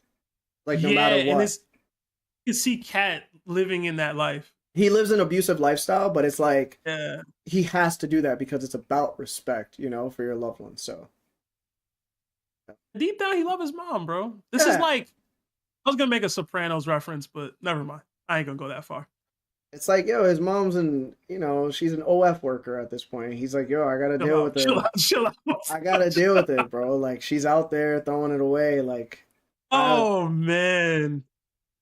OF is crazy. Yeah, bro. You know what's gotta be crazy? The fact that he could probably beat 99% of her like husband's asses, bro. You know what I'm saying? And he had to like deal with that. Yeah. Kind of weird. It's like Baby Boy, bro. But like Big Rames is the opposite, Yeah. I don't know. I'm making bad references. He's you always gotta mess with it. Mess with me, man. Yo, you want some pancakes? Just cooking butt naked. Hold on, let me get these 3 super chats and then let's go into the next one. So Kobe Bowler with the 5 first super chat says, Ennis Lobby Luffy versus any gifter beast pirate. Oh, it's Luffy. Luffy. Yeah. I mean, just saw what Tama did, bro. I mean, listen. Hold'em is supposed to be stronger than Arlong. So that means Tama is stronger than Arlong. So hello, bro. You know what I'm saying? Bro miss with the 10. He says, a person can't hit Cat without more speed or future sight. How does he dodge Flame Emperor? Not saying that Ace wins, but AoE, area of, I forgot what AoE, well, land. Effect. Area effect, yeah. He isn't a Logia. He just molds his body around attacks. He can get hit. And this is something I was going to bring up when we were discussing the Blackbeard stuff, but I was done with the convo. But like, we don't know how Katakuri would technically adapt to that kind of stuff. You know what I mean? Like, we see with Luffy and others, pinpoint attacks that are about to land on his body. He's able to morph and reshape himself to make sure he avoids that hit, even though he's not a Logia.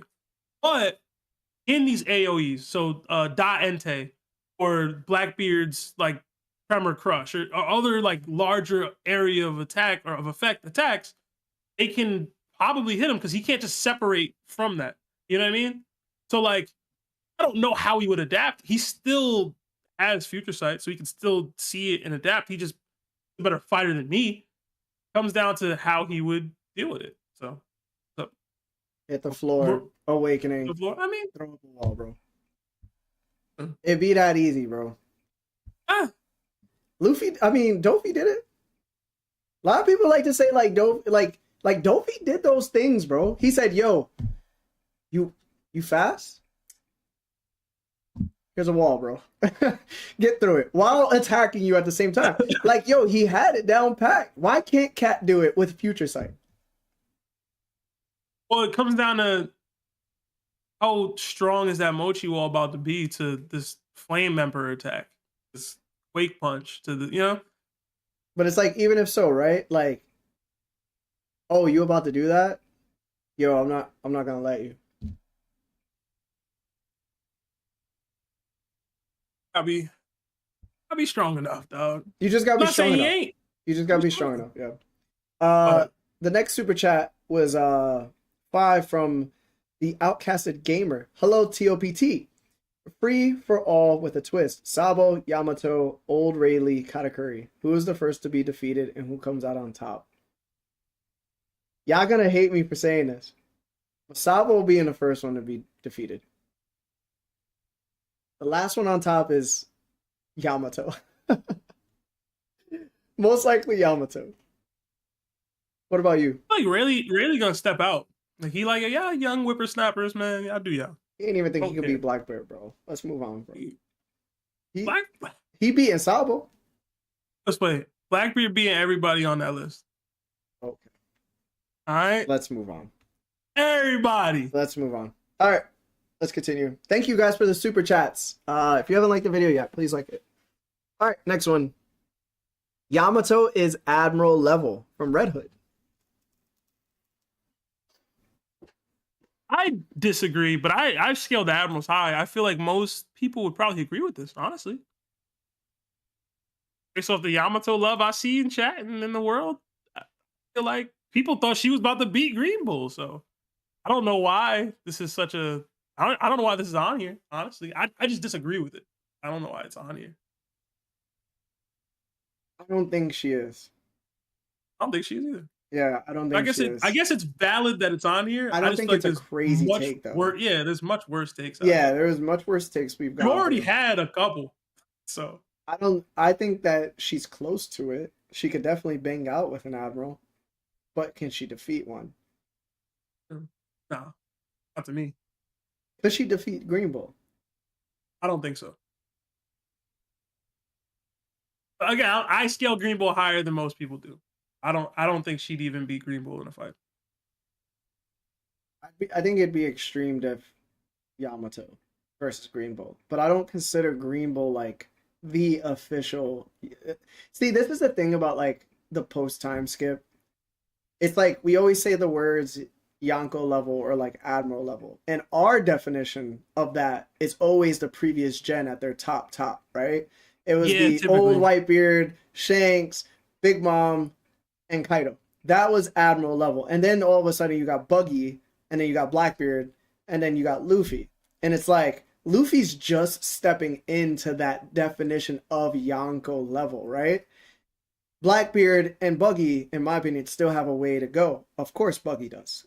But it's like, even that comes down to Admirals. Because it's like, yo, we had Aokiji, we had Kizaru, and then we had, Akainu. And it's like, yo, those were my Admiral level people. So when you bring in Green Bull and Fujitora, I don't have them at that true Admiral level. Maybe Fuji, but Green Bull, I still think has a way to go. So when you say like the Admiral levels or something like that, it's tough, bro. I don't know. I think she could beat Green Bull, but I don't know if she could beat like Kizaru, Akainu, or Aokiji at that point. Hell no. I put a Yamato versus Green Bull in the chat. Let us know what y'all thoughts are, y'all. I think it could be close. I still think Green Bull takes it, but that's me. Yeah. Also, I'm a bit of a Yamato hater, so. Yeah. All right. Marco is a Dofi victim from Motions. What you got to say, bro? We just talked about this last episode, which is so funny. I disagree. I feel like I don't remember where you land on this. I feel like you've gone back and forth on this. I know Lawrence be like, Dofi would body Marco. I love me some Dofi. I said Dofi. I said Dofi wins. Marco beating Dofi, bro. Stronger than him. I know we've seen more from Doflamingo than we've seen from Marco, technically. But again, that comes down to we've seen him fight Luffy, and we've seen Doflamingo. Like, we've seen Doflamingo fight Luffy.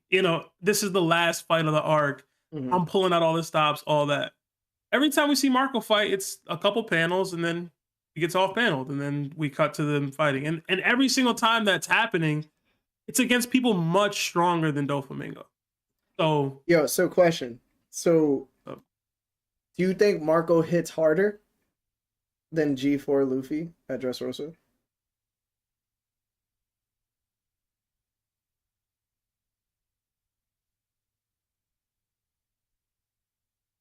Maybe?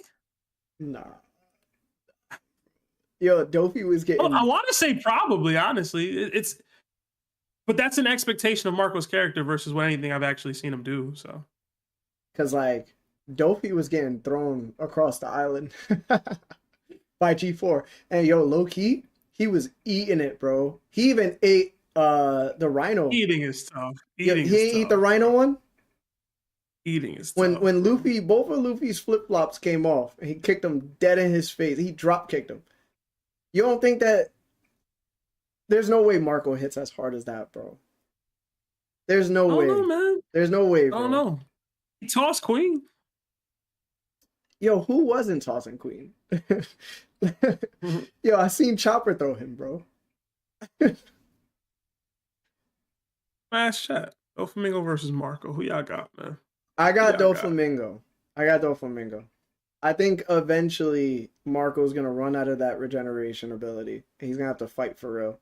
And I don't think he has the Haki. I just don't. I'm all for Dofi gas, bro. I don't think he got it. I don't think he got it, bro. Even if at the behest of Marco, so I'll allow it. I don't think he got it. I just don't think that Marco has enough AP. That's really it. I don't think he got it. I've seen Doflamingo be able to compete with Luffy's Elephant G4. What was the last punch he did against Dofi? Where Dofi did like the 13 Heavenly Strings defense, and then he was also attacking him with the Haki. Which one was that? It was Elephant Gun? Like, I forgot what it was.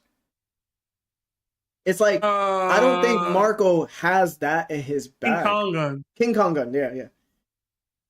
Well, if you read it in the manga, that it got blown through pretty easily. The anime made it look much closer. But he was able to clash with him, though. That's what I'm saying. I don't think Marco can clash with that, bro. I think he would just get pushed back like a lot. Like, pretty easily. Yeah, bro. There's nothing in Marco's kit that has that much AP.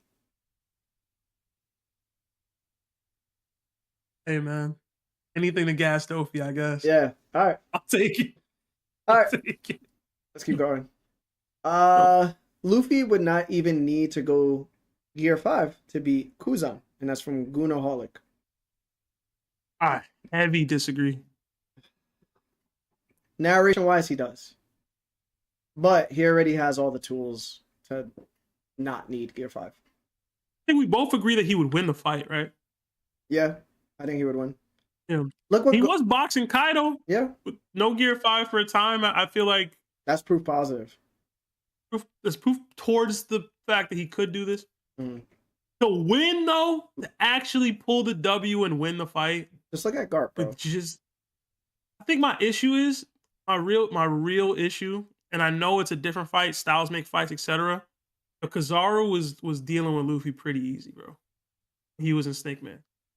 The factor that made the fight look the way it ended up looking was Gear 5. And if we're scaling Kizaru to Kuzan, I think even you have said that you think that Kuzan is stronger than Kizaru. Yeah, but it's like I've also said though that remember when you're looking at Luffy on Wano and Luffy on Egghead, they're two completely different characters, bro.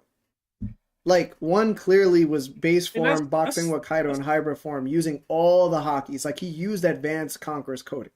He didn't use it once. Call that, Larry? What do they call that? They call that cope, bro. He didn't, but how that cope? I'm literally stating a fact. He didn't use that against Kizaru at all. He didn't use that at all. So how is that cope? Those are two different completely people. Whatever.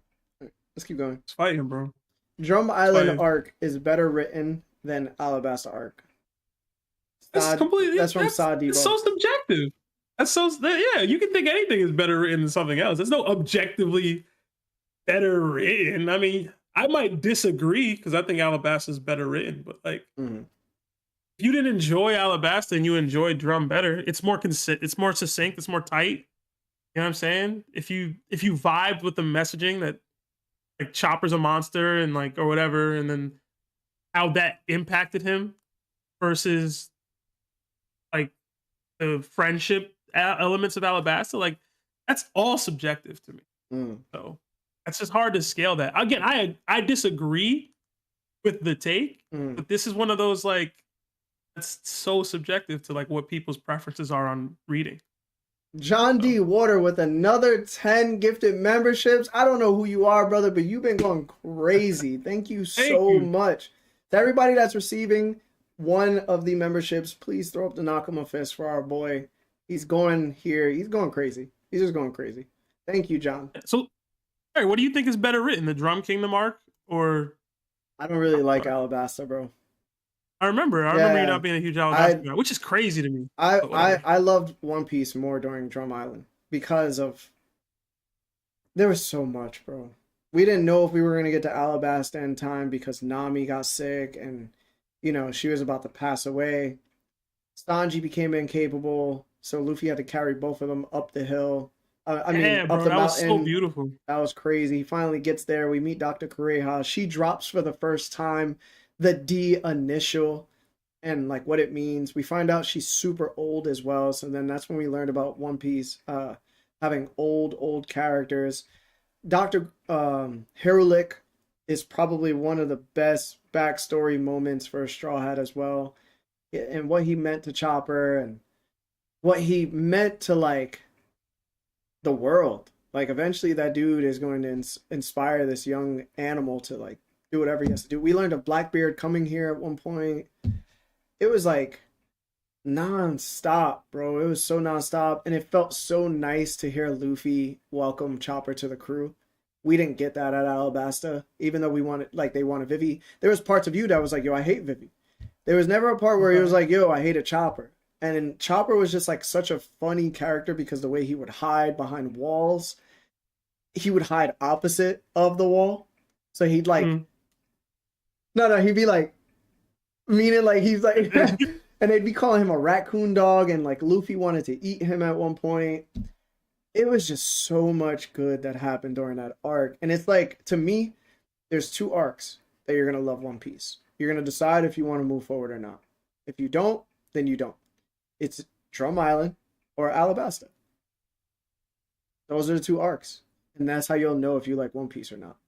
And I can say Drum Island made me love One Piece. And I'm glad because it got me through Alabasta arc, in my opinion. Well, two things. One, I'm glad we're even speaking on pre-time skip arcs in this way because I feel like a lot of the super chats and a lot of the discussion that we end up having to have is all about post-time skip. And I think a majority of One Piece fans who've been with it for a while prefer pre-time skip over post-time skip. So, and that just speaks to how well they were written. Now, to me, you made your whole soliloquy about Drum Kingdom, and I love it, and I agree with you that it's really, really, really good.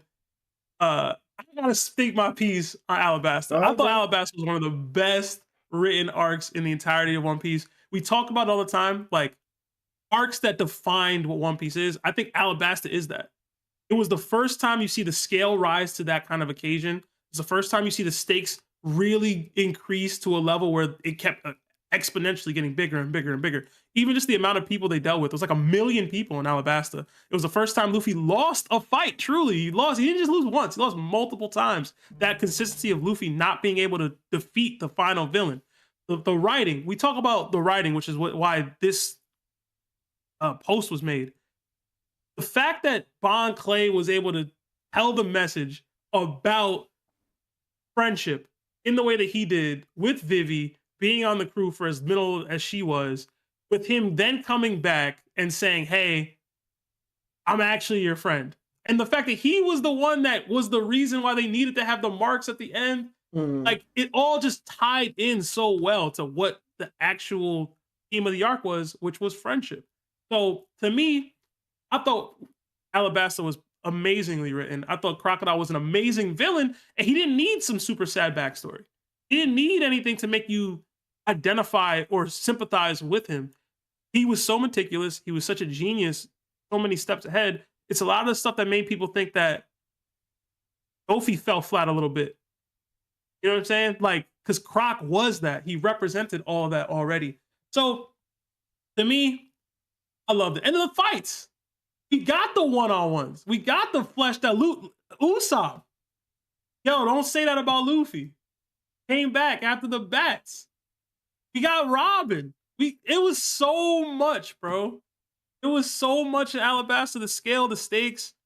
And then Vivi did enjoy it. And then we got another plot twist, bro. Come on, man.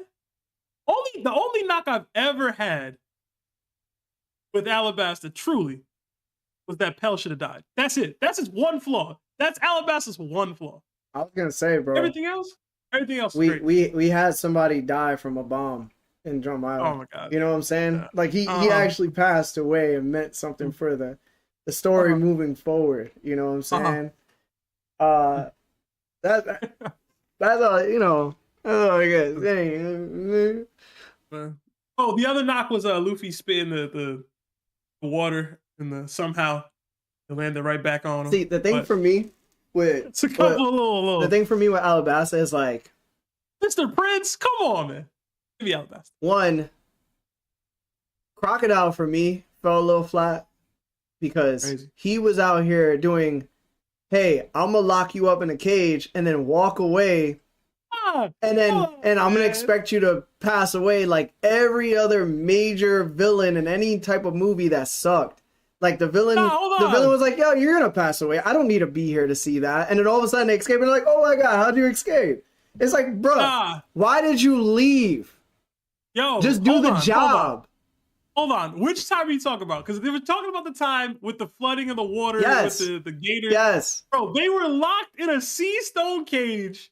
There was nobody else that had access to this room whatsoever, and he left to deal with somebody who he thought could help them. Listen, like, bro. It wasn't like, oh, let me just leave. It was, oh, I have to go deal with the person that could be the only one that would help them right now. Listen, what's the difference between him and Dr. Evil when he trapped old girl and Austin Powers in the cave on top of like the little water thing with sharks with lasers on their heads, bro? And then he just bounced. And he was like, yo, I know somehow you're probably gonna escape, but you're probably not. So I'm gonna just bounce anyway. That's what he did. Yo. That's what happened. Listen, bro, what's the difference, bro? Double tap, bro. Different. That was a bad part. And I think the only good part out of Alabasta, hear me out. A lot of people don't mention this, but I truly believe Oda foreshadowed Koga and Dragon being like the same character. Facts. Which was very, very nice for me. I will say Koza was the foreshadow of Sabo to me. But I get No. I get it. No. Koza and Sabo the same dude. Sabo don't got it like that, bro. Yo, bruh. But I did hate how like this dude Koza now is like, he's not even a war criminal. Like the dude committed treason to the highest degree. He went to war with the kingdom, and now he's just living comfortably.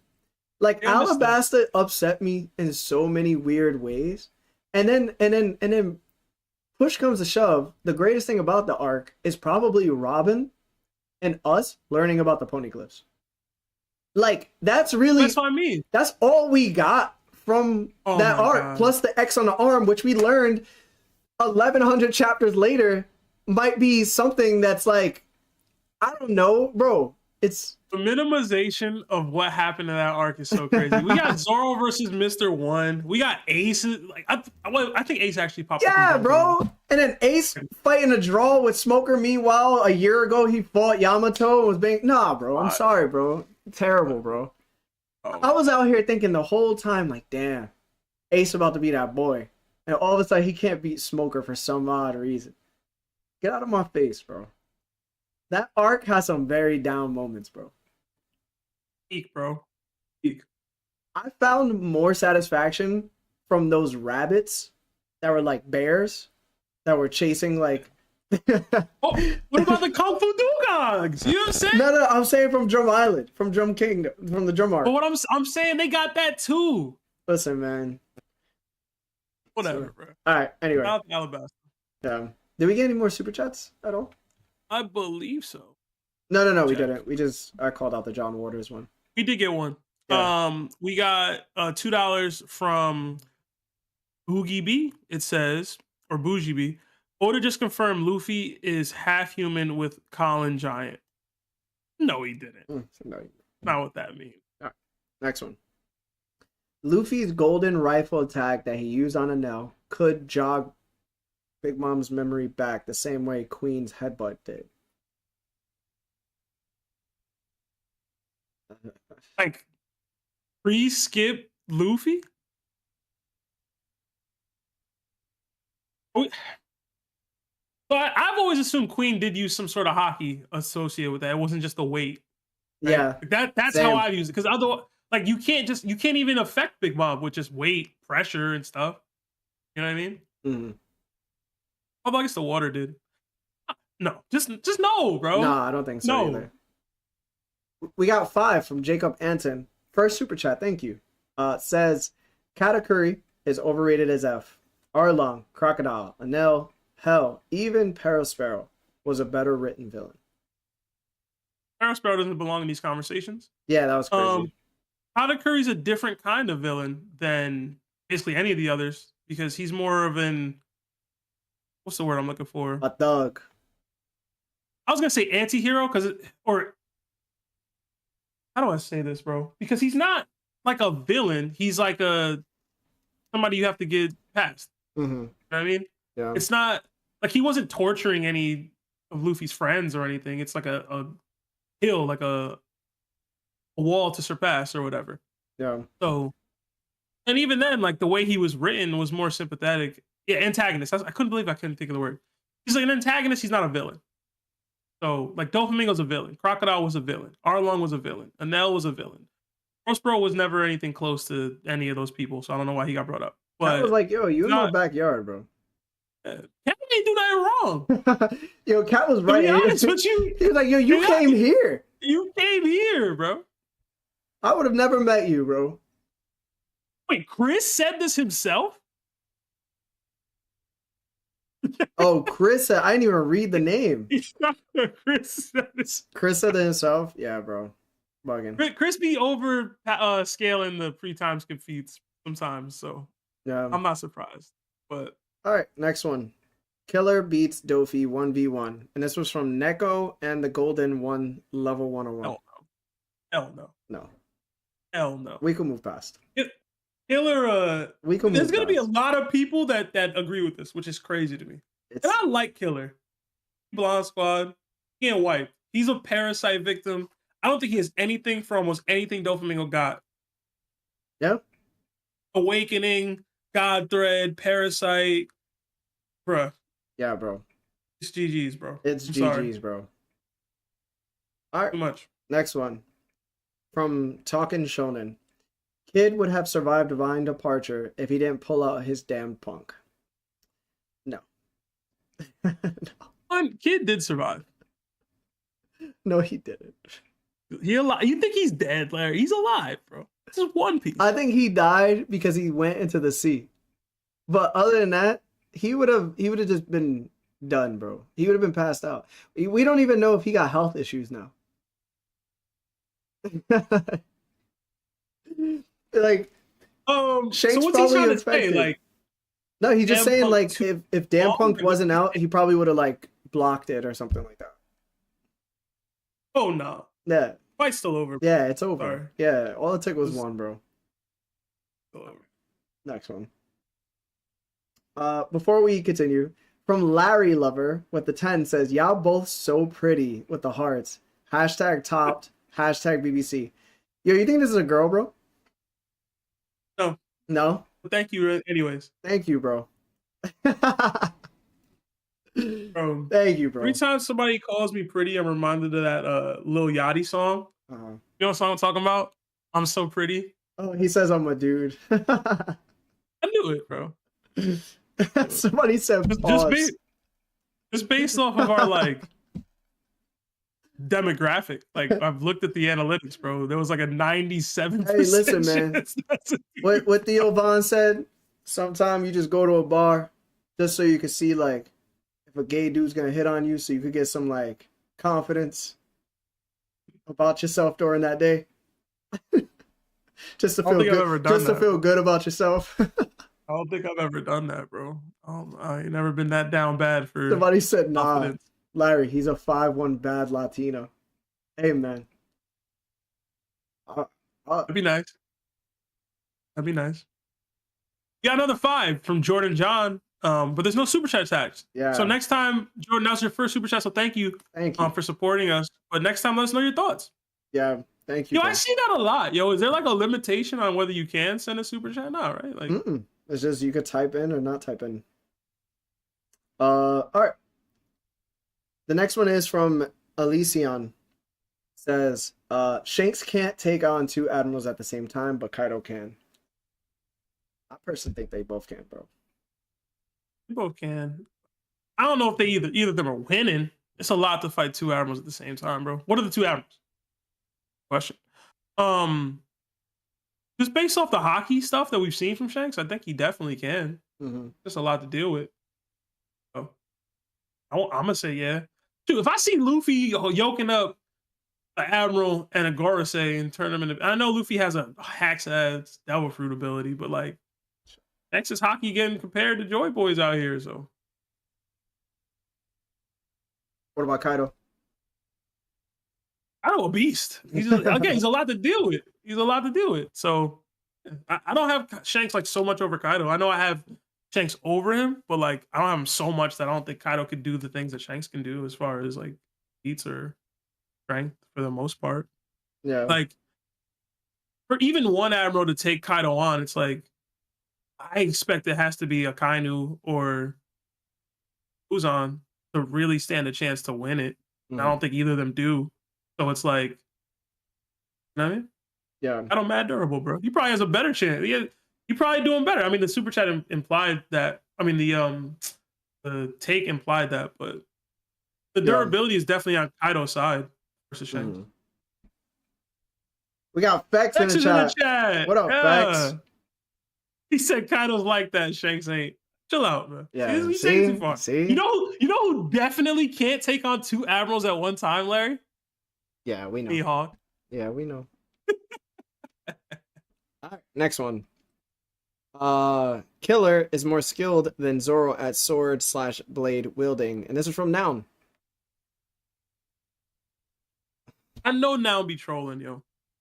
I know it. Gotta be trolling. Noun don't be serious. Yeah, this is bad. Noun don't be serious. So we're just gonna skip this one.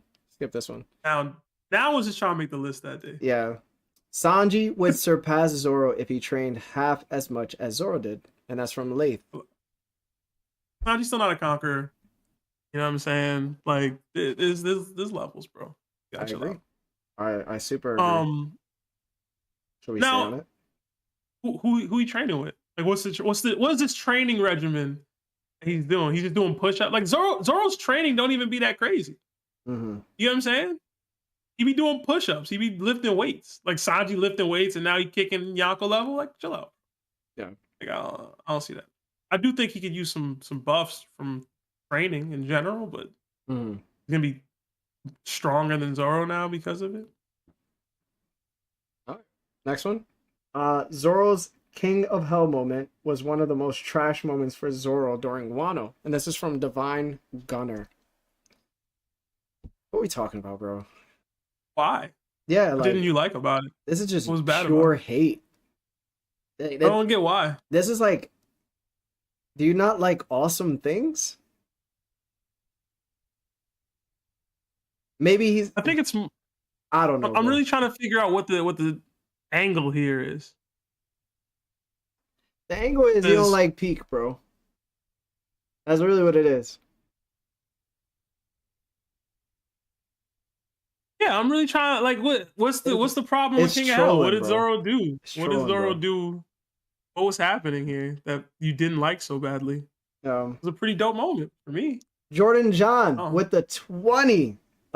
Because he just super chatted before with nothing attached. Yeah. He said, "Nah, I'm heated. You press submit after choosing the amount, and I didn't write anything. Anyways, getting top makes all of our days, so thank you." Thank you so much, man. You didn't have to super chat again. You could have just like super chat again, bro. And then you super chatted more, so quadruple. Yeah, thank you. You had to do that, bro. And then Girthquake with the 2 says, "Meat Guac is a fraud. He is a Vista victim." I think saying Meat Guac is kind of crazy, right? Like, it's Meat Guac. Yeah, I'm not doing that. That sounds crazy. Why'd you do that, bro? I read this stuff right, man. You're about to get Fexer activated. He's about to make a whole video about you, bro. Screenshot this, Fex. All right, next one. Sun God Nika lore cheapens the hard work Luffy put in to master his Devil Fruit. And this is from creator Keon. We talked about this so much. Yeah, we talked about this so much. I'm not mad at the take. I disagree. But as far as like the devil fruit itself, I think if you talk about Luffy as a character and you think it takes away, like I disagree because of how I look at Luffy as a character. With the devil fruit and the work Luffy's put in, I don't even know if I disagree with that. To be honest with you. I don't think this is a bad take. It really depends how you see certain things. And I think the main factor we all share is that we love Luffy's character. We love that Luffy works hard for everything he has to go through and push through. And I think that's really the reason why everybody loves his character. And for him to receive outside help or feel destined to reach a certain point, it cheapens that character for them. So to me, this isn't a bad take, but it's also just another way of looking at the series where it's like, I love this character. Yeah, so it's not a bad take to me. Because we've talked about it plenty of times.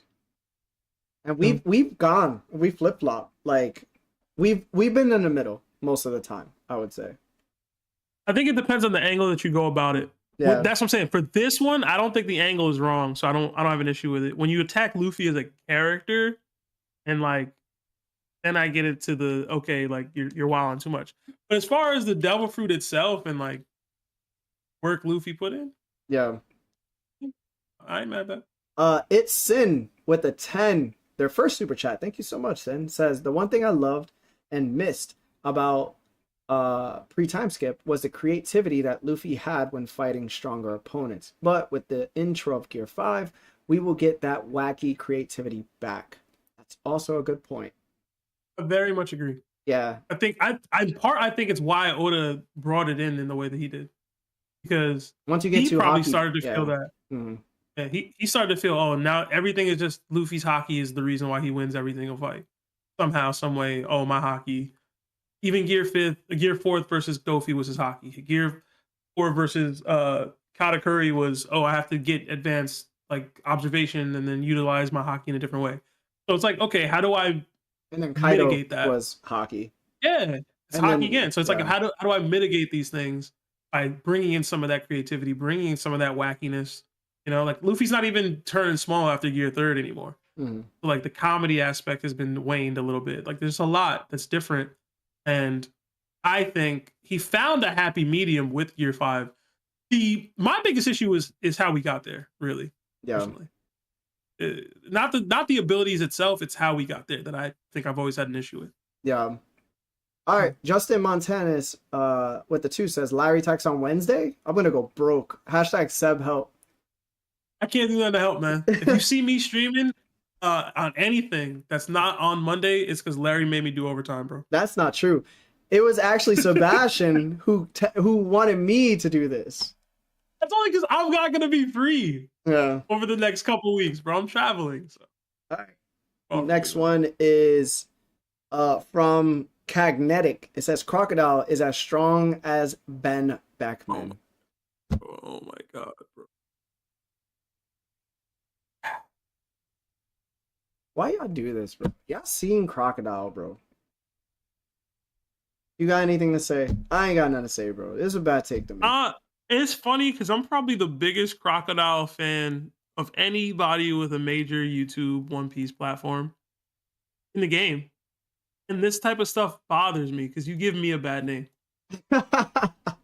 I mean that. I mean that from the bottom of my heart. You give me a bad name. I be seeing Crocodile's name tossed around in Yonko discussions, in First Commander, like real Haki users, Conqueror's Haki users. It's bad enough I gotta deal with the nonsense about him being Luffy's mom half the time.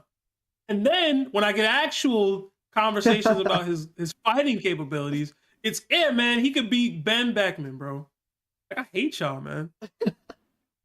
I really do. There's never like Crocodile news that I get or takes or anything that I get that I'm like, oh yeah, that's dope. I love that. And when I do get that, it's always mired in the nonsense too. Yeah.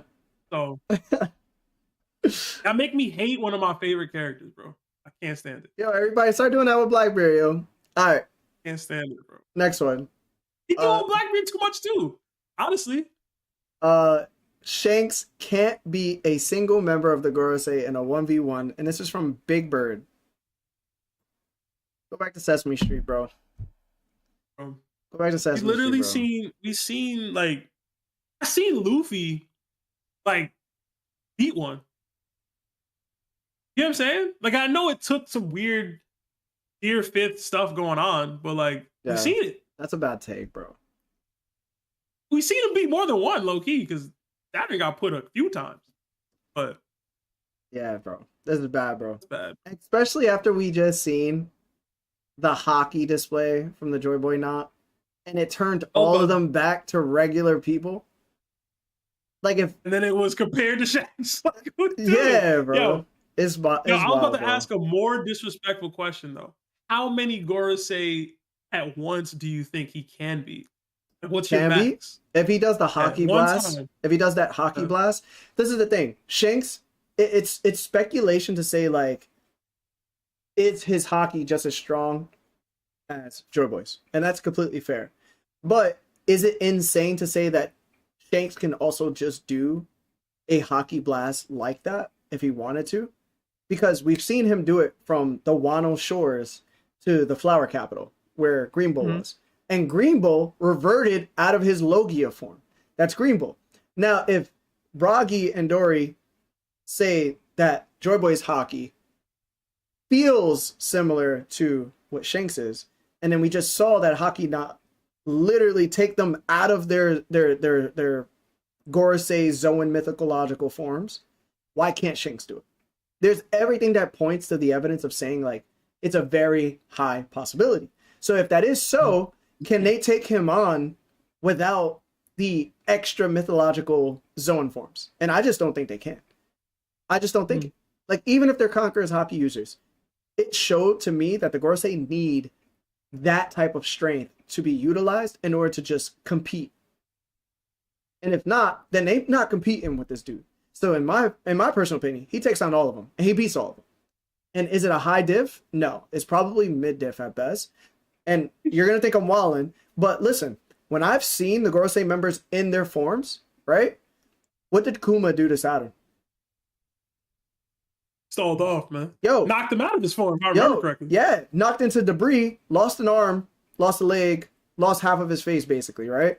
Then we saw what happened with Brook and with Chopper with Saturn, and how Chopper blocked an attack from Saturn. Brook ended up cutting off one of his legs. You know what I'm saying? Granted, Saturn did stop Sanji with one hit, so you can say like that's possible too, but yo, Sanji doesn't have Conqueror's Haki. Sanji doesn't have the future sight that we've seen of Shanks, right? Even though his is able to dodge a jelly bean from Katakuri, there's just things that like we've seen the Gorosei do, and they got bodied, bro. They got bodied by way lesser people that don't have any of the things that Shanks has. In my opinion, it's all of them, bro. Yeah, I put a poll up. This is how many Gorosei members can Shanks beat Dolo? I put options all 5, none, 3 to 4, 1 to 2. Right now, all 5 is leading at 43% with 70 votes.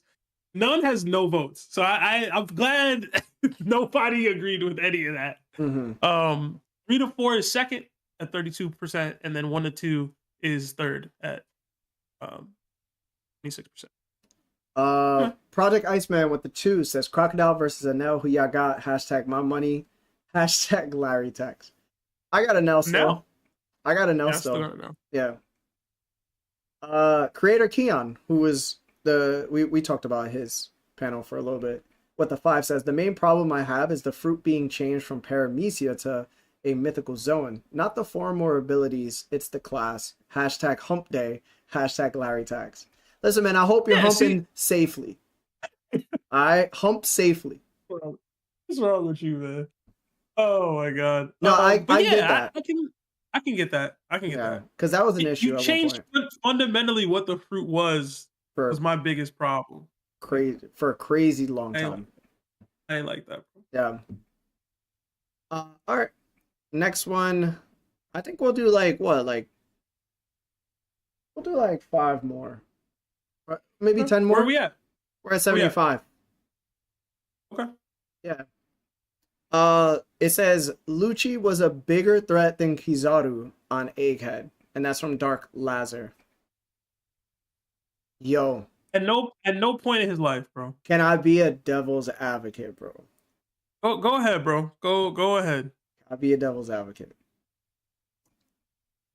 I kind of agree.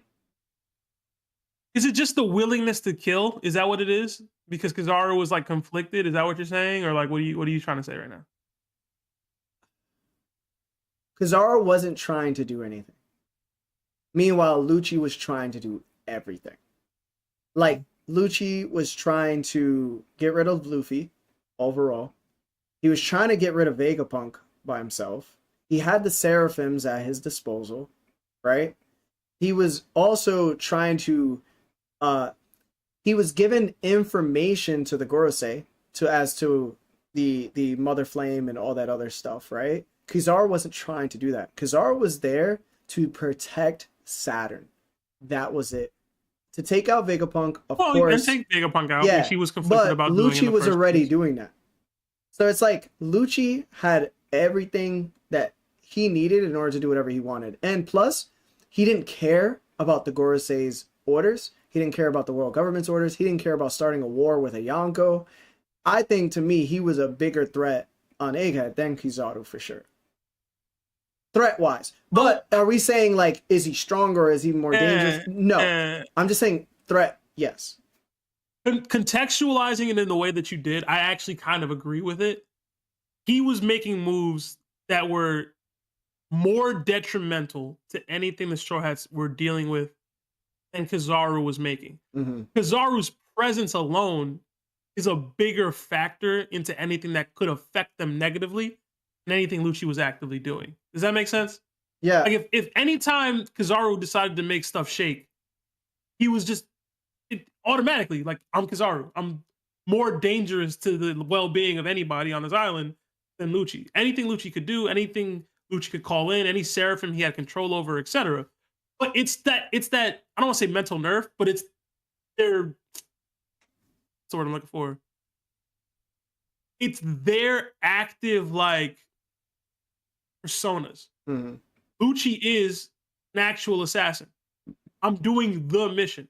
Mm-hmm. I'm gonna be relaying it, like you said, relaying information to the Gorosei while we're in active capture, etc.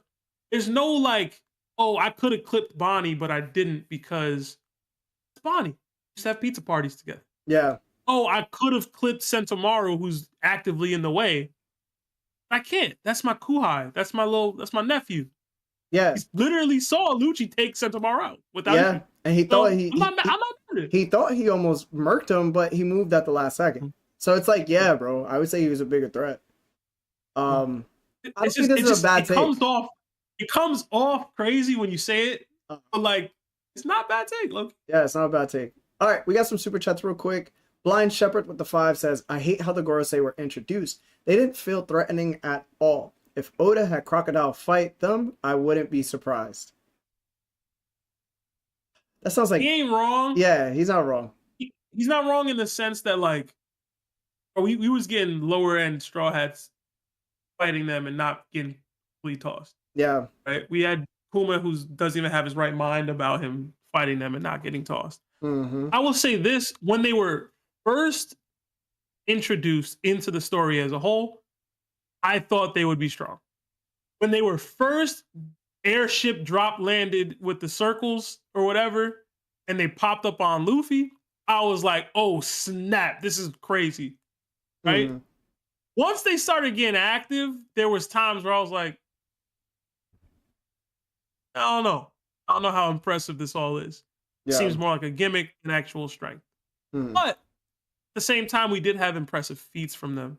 And I try not to scale off interaction too much in One Piece. I've seen much stronger people take mini L's to people who are just much weaker than them. Like, technically, like Big Mom gets a lot of hate for that now, too. And like, we both know Big Mom would beat Jimbei and Robin and Frankie all at the same time if need be. Yeah. Like we did see them roll her off of an island at one point. Like, you know what I'm saying? Oda just be playing fast and loose with some of that stuff. And I don't think the Gorosei have had enough cachet or build up or hype to their strength to this point for him to do that with them too. but he did that with them too. Does that make sense? Yeah. Plus, again, it seems a lot of gimmicky stuff with the regeneration. So a lot of people just think once that's bypassed, it's over. Yeah. So we got to figure out what that is. But like, I don't think Crocodile could actually beat any of them. Yeah. I can totally see him scrapping one right now. So. Caesar Zappelli with the 10 says, I have a funny headcanon that Loki and Shanks' hot sister are a thing. That is who Loki was talking to on the snail. Lola found out. That's why she didn't want to marry Loki. LOL. Shanks got a hot sister now? We just keep expanding the family? Listen, bro. I wouldn't be surprised. I'd like a Shanks sister, in my opinion. I'd like a Loki love story. Yeah. Loki, the dude seemed to want love and got rejected. I kind of want to see him, find love. The Outcasted Gamer with another super chat says, how many pre-time skip Luffy villains can Magellan beat? All of them. Everybody but Enel. Except Enel. Yeah, I'm about to say. Except Enel. Everybody but Enel. Except Enel. I'm trying to think if it's enough. No, technically Aokiji was out here too. That counts, right? How many, who are we counting? Because Loki, I'll tell you this too. Is Kuma losing to Magellan? And are we counting him as a villain? Are we counting Kizaru as a pre-time skip villain? I don't think we do, right? We don't. Nah, I don't think we Aokiji do. In my opinion, no, because they're not true villains to Luffy. Like the Crocodile, the Enel, the Arlong, the Don Kriegs. Those are the villains I think of, like actual villains, not these guys that no arc has built up to them. They just appeared. Fair. Yeah. Yeah. If we're talking about main arc, like villains, Gecko Moria, Yeah. Everybody but Enel, and that's Haki based. But even if Magellan could hurt Enel, low key, like Enel has enough in his bag, yo. Yeah, he really does. And I'm an Enel hater. He has enough, bro. Listen, man. Not many people could beat Enel, bro. Do we assume Magellan has Haki, or are we just not giving him that at all? I assume he has it. He has to have it at least. Maybe he can win. Maybe he can win. All right. Next is Austin Hart. No Smoker? Smoker's ability, I don't think would really hurt. Magellan beat Smoker. He could probably trap the poison. I mean, trap the smoke, right? And the poison? Who knows? Well, Smoker has... If you're going no Haki, Magellan got nothing for that boy. I think Magellan's though. All right. Austin Hart, member for 12 months. Tanakama status says, a year of getting topped off. Much love, my guys. Nah, much love, my G. Thank you, bro, for being that. That's a whole year, man. You've been with us for a year. Girthquake with the 5 says, once Shanks whips that COC out, all them Gorosei finna be foaming at the mouth. Hashtag Shanks top 1. Hashtag white person tax. Hashtag let me out of your closet, Larry. I said no. You're staying in there. So I want to let you out. Phrasing was crazy. One. I don't think they're gonna straight up be foaming out the mouth. No, they wouldn't. That's me. I got a little more respect. They ain't foaming out the mouth now. It did disappear though. Yeah, they did disappear. But who knows how that works? Maybe they were a percentage of what they could be because they got teleported. I don't know, bro.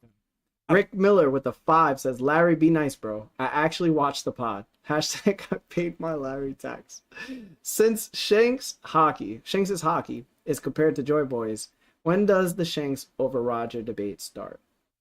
It started to some people already. I'm not one of those people, but it started. It hasn't started for me. See, what I say is, like, you look at what Shanks can do, Conquerors Haki-wise, throughout the series. Don't just, like, label it, like, one part. Like, throughout the series, like, getting on Whitebeard's ship and breaking inanimate objects, clashing with Whitebeard, sending Haki across the map, just everything that he's been able to do with Haki so far. I have to assume that Prime Whitebeard had that. Have to assume like maybe Prime Sengoku, Garp, Roger, those people were able to do that easily, if not maybe more. And there's a piece of me that thinks like Kaido can do some of the Conqueror's Haki things that Shanks can. But there's obviously no proof, right? But to me, it's like, why wouldn't Kaido be able to when we know that Kaido's Haki is like at a very high grade? So it's like a lot of greats probably can do what Shanks does. It just depends on to which degree. And you have to assume, in my opinion, for somebody to get to the top of the level the way that they got, you have to assume Prime Whitebeard, Garp, and Shanks for sure. I mean, not Shanks. Roger can do those things easily, bro. Especially Rocks, in my opinion. So, it depends. It depends. Martin Luther Jimbei with the 2 says, "Watch your back, Seb." You see his icon? Yeah, I do. It's a little chibi Jimbei. That's so cute. That's funny, man. Jackie with a 5 says, "Showed my brother the pod last week after he caught up in the manga, and he just asked me if I paid my Larry tax yet. You guys are too funny." Yo, tell him it's not real. Tell him it's not real. You want me to read this next, or you want to read it? I'll just read it. Thick Latina girlfriend with the 2 says, I ready for you, Lair Bear. Hashtag bust it open." Did we figure out if this was an actual girl or a guy? It has to be a guy. Again, bro. We know what the analytics tell us. All right, let's do these last 5. So, guys, if you haven't liked the video yet, please like the video. It helps us out so much. And also, thank you to all the super chats you guys have been sending. I appreciate this. Just so you guys know, we're 7 super chats away. How much time is left? It's an hour left. Like 3 hours. Yeah, so we're 7 super chat. What was the limit, Seb? 10? I put 5. Oh, it's 5. 5 is the limit in order for it to count? Yeah. All right, so if you throw $5 or more in the super chat, we'll reach the goal of me and Seb taking 5 minutes each to hype up our most hated characters on the next One Piece podcast show. So $2 from Evan says, who is strongest Enel can beat, and does he beat Bullet? No, he doesn't beat Bullet. Hell no, he's not beating Bullet. No, bro. Strongest he can beat? He can beat Is he Magellan? Anybody without Haki that's like Haki, you know? Like he loses to anybody with legit Haki. That's fair. I'm trying to think who he would beat. Like I think he's beating like the Peakums of the world. It's like he's not beating Doflamingo to me, right? No, so it's like definitely not. Where do we go from there? Yeah. No. Next one. Thank you guys. Also, this will be on Spotify and Apple Podcasts. I'm gonna put it on. Yes, Enel would beat the crap out of Tashigi, bro. oh my lord. Killer? If Killer, oh, never mind. Killer? No, he can't be Killer. Would Enel be Killer? I feel like probably not. I want to say yeah. You know what? You're right, yo. Whatever you think, bro. I'm with it. Love Enel, bro. If Killer was on Law's crew, Blackbeard and his crew would have been the ones to be defeated. No. That's a little disrespectful. Oh man, bro. I don't like Killer. I'll never get the gas, bro. That's a bad take. I don't let Van Auger catch him lacking, bro. No. It's snipe, man. Take that mask off. I don't think I think the result would be the same. There was just too much that Blackbeard had going. And like even though Killer like is capable, I just think that maybe he needs like one more strong person to actually like think like, oh, maybe they get away from this or maybe they beat him. But I think you just need more versatility, right? I don't think it's like one, you're already overpowered in terms of like strength, so it's not escaping that or defeating that one. Well, I guess defeating Blackbeard in this situation, like it takes more than, oh, I have another strong guy on the team. Yeah. Right? Like it takes some sort of like, oh, we have a way to equalize the hacks that's here now. Yeah. In some way. And Killer just not bringing that to the table. Yeah, he's not. Maybe he cuts up Jesus Burgess and stuff, but like is that gonna win in the fight? Like I don't think so. No, me either. All right. The biggest deciding factor in strength is not Haki nor Devil Fruit abilities. It is stamina. Luffy is currently not top 20 because of his stamina. And this was from Setchfield. Luffy not top 20 is crazy. Yeah, that's crazy. All time? Are you saying all time or currently? He says currently. Bruh. That's about to. You tell me it's 20 dudes out here that Luffy can't beat because you get tired too fast? What are you trying to tell me? That's not true. 20. 20. It's definitely a factor, but it's not true. Yeah, it's not the deciding factor. Yeah, it's definitely not the deciding factor. All right. Jay Darude, missing tooth with the 5 says, "Here's my Larry tax this month." Yo, bro, you guys. I know I'm a little short, but please don't take my crops this week. That's all me and my family have. We'll starve. And then he has like, look at his emoji. Like a sweating emoji. Well, I'm hungry, bro. So I don't know what to tell you. Jesus. All right, so is this a bad take? Yes. Is it completely bad? No. I think the stamina is an issue. It's always going to be an issue until it's fixed. But ultimately, there's not 20 people ahead of Luffy just because of his stamina. That's crazy. So I always ask the secondary question: what would that number need to be for you to make it a good take? Is it like 7? Is it 10? Like what? How many people do you think Luffy, because of his stamina issues, can't beat? You know what I'm saying? I think anybody that can't go bar for bar with him in Haki. Yeah. That's really it. Yeah. Like it's not a lot of people, bro. That's the thing. It's like literally like 7 people, maybe. Yeah, and it's real difficult. Like Luffy doesn't need a whole day in order to beat somebody down. At this point, like right now, like no, he doesn't need a whole day. He probably doesn't need half an hour. The things that he's doing are shocking, bro.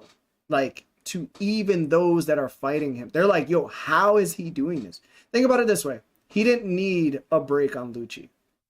And he put Lucci in a pack. He put Lucci in a pack. And he didn't even use everything. So. Creator Keon with another super chat. Boy, he's going crazy today. He says, Elders, Garp, Whitebeard and Rayleigh versus Marines, Kizaru, Green Bull, and Fujitora. Back in my day versus government goons. Hashtag cereal then milk. Hashtag Larry taxes again. Yes, if you don't do cereal then milk, you're weird. Yeah, you're weird, bro. Cereal and the milk all day. Elders, Garp, Whitebeard, and Rayleigh versus Marines, Kizaru, Green Bull, and Fujitora. I'm going to go Elders, Garp, Whitebeard, and Rayleigh. It's the old version of them versus the current versions of the Admirals. I'm going to go with the Elders too. Yeah. Yeah. All right. I think it's close, though. I do think it's definitely close. People are going to get tired. Chance the Mance with the 5. We're talking about stamina. Do you think the Holy Knights are moving now due to Garland becoming the 5 Elders? Absolutely. Yeah. I think Oda's got to make stuff shake. Yeah. And this is kind of how you do it. Girthquake with the 5 says, please. These guys are really trying to hit the 30 mark, bro. Yo, they are. Bro, they ain't saying anything anymore. Jesus. Divide with the 5 says, let's get Larry to glaze Mihawk. Hashtag Larry tax. And then thank you guys for the super chats. John D. Water. John, you've done so much in the stream already, bro. What's going on with you? Thank you. With the 5 says Larry tax. And there you go. We hit the 30 mark. Rhett Pressler with the 5. He didn't even say anything. He just sent it. He wanted to get it over with. All right. So here's the deal, right? Sebastian, I want you to write a poll. All right. Okay. Yeah. So which character do you want Larry to speak highly about for 5 minutes? And then who do you think are my 4 characters that would be it? And then they decide. And then we'll do you. Uh-huh. Pause. Okay. And then John D. Water Uh, with another super chat says, "This is how you do it." Thank you, John. John D. Rude with the Missing Tooth with another 5 says, "If Blackbeard was to take out one of his crew, who do you think it will be and why?" Oh, Aokiji. 1, he's a threat. 2, he could probably beat Blackbeard. And 3, he'd probably want to give his devil fruit to somebody he can control. Oh man, I was gonna add Sanji, but I made the list: Dragon, Kid, Blackbeard, and Marco. So enjoy. All right. Earthquake with another 5. He says, "Yeah, yo, Earthquake, bro. What is up with you, man?" Oh man, All y'all right. so wild. So bro. we're gonna let that poll go. We'll talk about the next one, and then we'll wrap that up, and then we'll do yours. And then Yo, I missed Jay DeRude's super chat. What did he say? Jada Rue says, "If Blackbeard was to take out one of his crew, who do you think? Who do you all think it will be, and why?" I said Aokiji for a number of factors. Okay, Aokiji makes sense. Yeah. Aokiji makes sense. That's the easy answer though. You know what I'm saying? Yeah. I'll go Pizarro because he's the only one who's ever like questioned Blackbeard as far as like who his leadership should be. Oh, they saying where's Mihawk for me? I don't. I mean, I can add Mihawk to the poll versus whoever wins if you want. You know what I'm saying? Marco's like on the lower end here, so I could do a poll again and drop him and add Mihawk because everybody else it's 27, 28, and 28%. Like it's All right. pretty So close for all the other two. and that have everybody vote again. Just put Mihawk for Marco. Okay. Larry. Who should Oh, they're Larry saying plays? Dragon. They're saying Yeah, Dragon. he was on the poll. Oh, he was on the poll, bro. I'll just read the super chat then. These super chats. Damn, that $2 one is probably gonna get us activated. It's Sin. Thank you for the 5, Sin. What do you think Roger told Shanks that made him cry, and why do you think he changed his mind from becoming his generation's king? Buggy's flashback. I think we've mentioned this before. I've always thought that Roger told Shanks that he most likely wasn't the one Joy Boy was waiting for, or he was going to turn himself in for a specific purpose, or like being the king of the pirates just didn't mean what it was supposed to mean to Shanks. Like there had to be something that was told to Shanks that it changed his perspective on not only Roger, but it changed the perspective on the story itself. And being a kid, he didn't quite get it. And then he got it later on. Where like he had to become a protector for the next generation. He actually wasn't the person to be next in line after Roger. Because that's what he was set up to be, the whole story. It was like, even Buggy said it, like, yo, you're the one next. That was always my interpretation of that moment. It could have I could be totally wrong though. So Nah, I feel like that's valid. Like you said, whatever it was, it changed his perspective on things to a degree that it changed how he decided to move with the rest of his life, I think. So, what it was, I don't know if Shanks knows the true story, the true history for real. That's my whole like. I don't know if he said like, "Yo, you're not the one that he was waiting for" or whatever. He didn't go to Raftel, and I don't envision the Roger Pirates. I mean, I guess maybe they could have told Shanks. It just kind of seems weird to me that they would do that. I think they would tell Shanks because I don't think they would tell Buggy. I think Shanks held such an important factor. I think that's the difference, though. Why would they choose?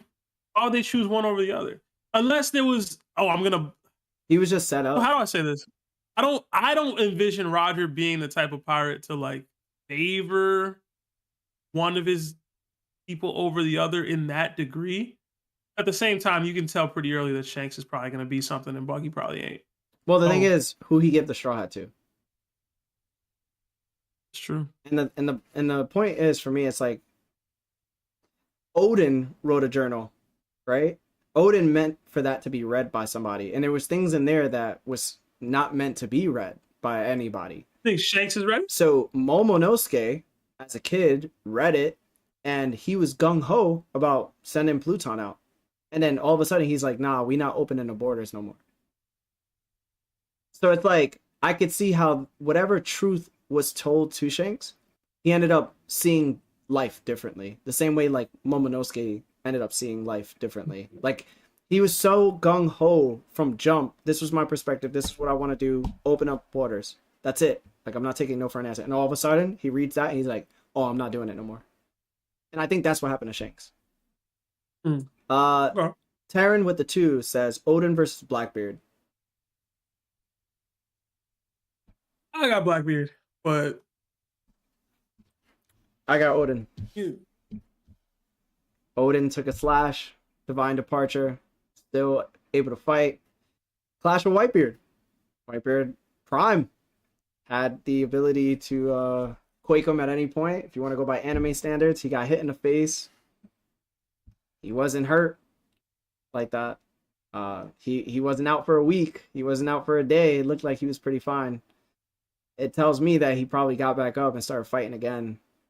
Because I think a Divine Departure from Roger is stronger than a Quake Punch from Whitebeard. And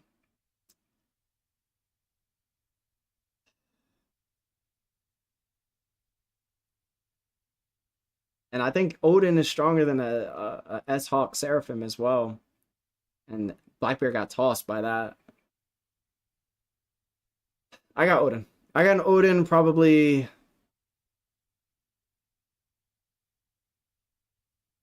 I'd probably say high diff.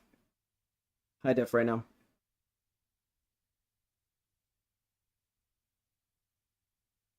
Oh, we can't hear you. I got Blackbeard. Blackbeard. I knew that. Yeah. All right. It looks like Dragon's starting to pull away in this poll, so. Hold on. Let's get through the end of Super Chats. Jordan John with the 5 says, where do you think the OG 3 Admirals will end up at the end of the series? Hashtag shake that Seb. What? I think where they are now. I don't see them getting any stronger. Akainu might show us something crazy, but I don't think he's going to be like Sengoku or Garp level.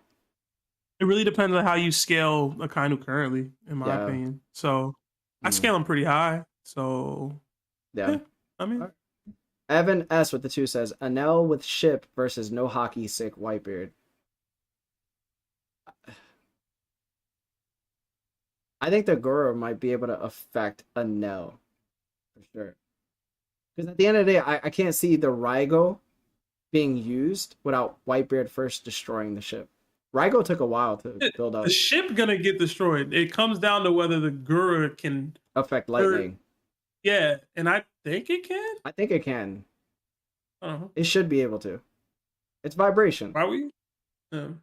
Vibe have with the 40 says, how do you think Buggy came to Roger's ship?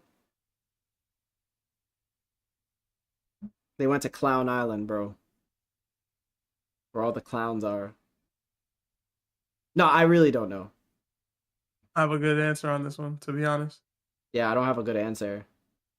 Probably was just discovered. Like, Buggy probably was in trouble, needed help, ran into the Roger Pirates, and somehow got on their ship. So, there's like a theory that Broker sent to me that was pretty dope about like Buggy's potential lineage and connection to the Celestial Dragons, and that's how he got on there. But I don't want to like speak to it here because I don't really have all of it, and Broker, he might put that out one day. Call up and tell us your Buggy theory, bro. Yeah, that'll have to be how it is. Mugiwara Chimi with the 5 says, if Buggy was on Shanks' crew as co-captains, would he be Shanks' level in terms of strength feats and Haki? Hashtag Buggy Gang. No.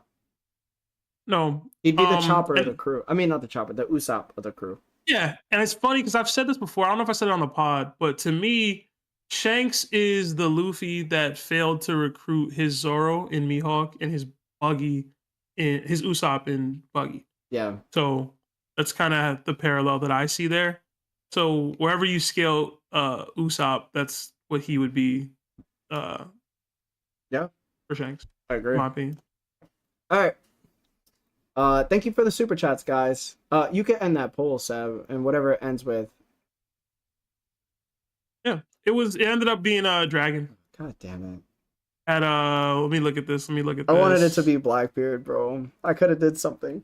Deep down, you actually like Blackbeard. That's the difference. I know. I do, bro. I like Blackbeard. I just oh my god. Yeah, Dragon ended up Dragon. winning Yeah. 31% out of All right. 140 votes. I'll make a 5-minute, please. Mm-hmm. We'll do it. I don't even know if I have 4 characters I hate like this. 4 characters for Seb. Yeah, bro. Guys, what 4 characters should we put for Seb? They're gonna put like, I mean, not say anything, but I know what they're gonna put just to troll me. What are they gonna do? Yamato, Fishman. I knew Fishman were coming up. I knew that was happening. If we do Fishman, we got to do like the whole people. Why would y'all say Usopp? I've never shaded Usopp for real. It won't be 4 people, I don't think. Oh, Pell. Pell's a good one. Oh my gosh. God. All right, so Yamato, Pell. They're just naming fish people. It's so funny. Green Bull. Evan S is typing Green Bull nonstop. He likes Green Bull. Yeah, I don't know why I would say Green Bull. So Sabo. So we got Sabo, Yamato, Pell, and we need one more. Do we?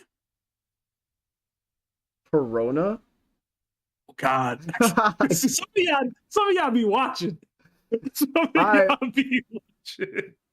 Perona. Oh God, no. Let's do Perona.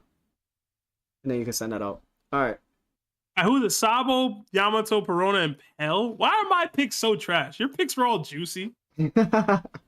Oh my God. Who would want to hear anything about any of these characters for longer than 2 minutes, bro? All right. Next one. This is from Ace Defraud. Says Kobe's honesty impact with one tap Katakuri. No. I hate y'all so much when y'all do this stuff, bro. I don't think so. No, absolutely not. It didn't even knock out the dude he hit. Like, you get what I'm saying? Like, they say this, it didn't even knock out. Like, I don't even know if Avalo Pizarro took like permanent damage from that attack. You get what I mean? He got ripped by Garp for sure, though. He got ripped by Garp for sure. One tapping Katakuri though. No, he's not one tapping. All right. Next one. Garp is a coward for sitting still during most of the Marineford War, but Kizaru is even more of a coward for following orders during the Egghead arc. This is from The Best Chance. Oof, this is a juicy one.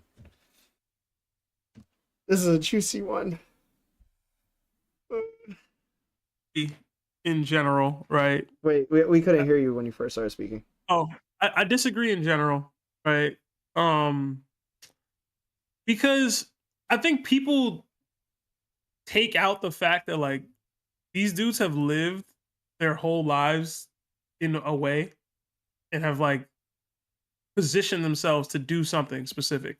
Mm-hmm. Fought my whole life to say, yo, pirates are evil. Because for the most part, pirates are evil in One Piece. Like, Garp wanted Luffy not to be a pirate because 9 times out of 10, pirates are doing messed up stuff to innocent people throughout the world. So, like, it's hard for him to be like, I guess because my grandson is such a person, I have to switch it up now. Mm-hmm. He battled with that decision. He struggled with that decision. And ultimately, he ended up helping Luffy in the end anyway. So, like, I think a lot of people miss that piece of it. Mm-hmm.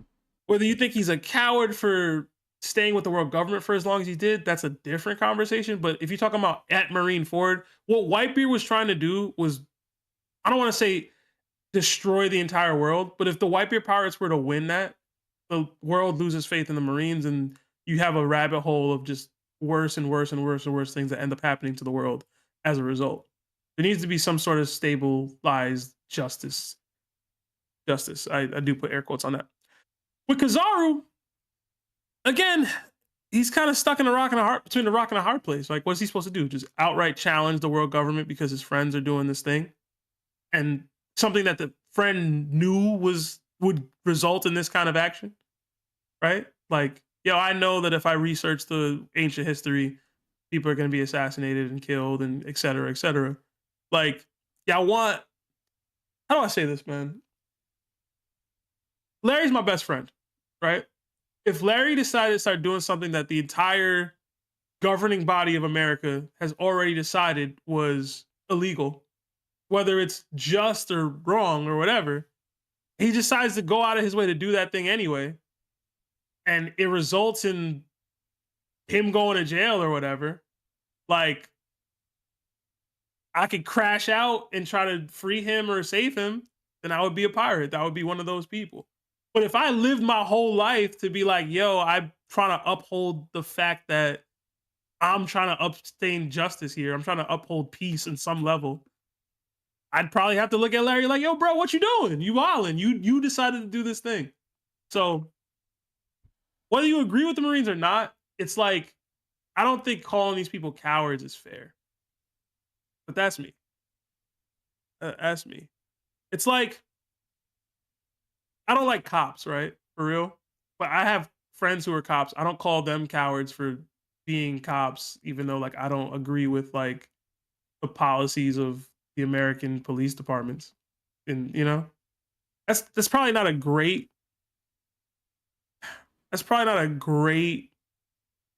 analogy, but I don't know. I think it's harsh to be like, yo, these dudes is cowards for this. But you can go, Larry. I've said it before.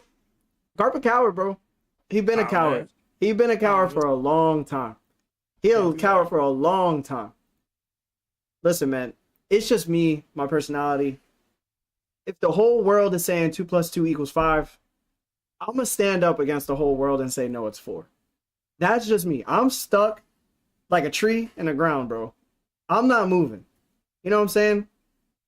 It's just, when wrong is wrong, wrong is wrong. And you can't play both sides of the field. You can't be like, yo, I want the world to exist in this peaceful state, but yet you influence and are the first thing in people's minds when they think of the Marines. But yet you're out here murking unborn babies for a year straight because you're looking for somebody's kid because they happen to find some specific island.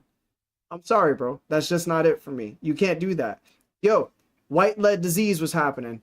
Y'all went through and killed a bunch of people because apparently you didn't want them to get off the island even though the virus wasn't contagious, right?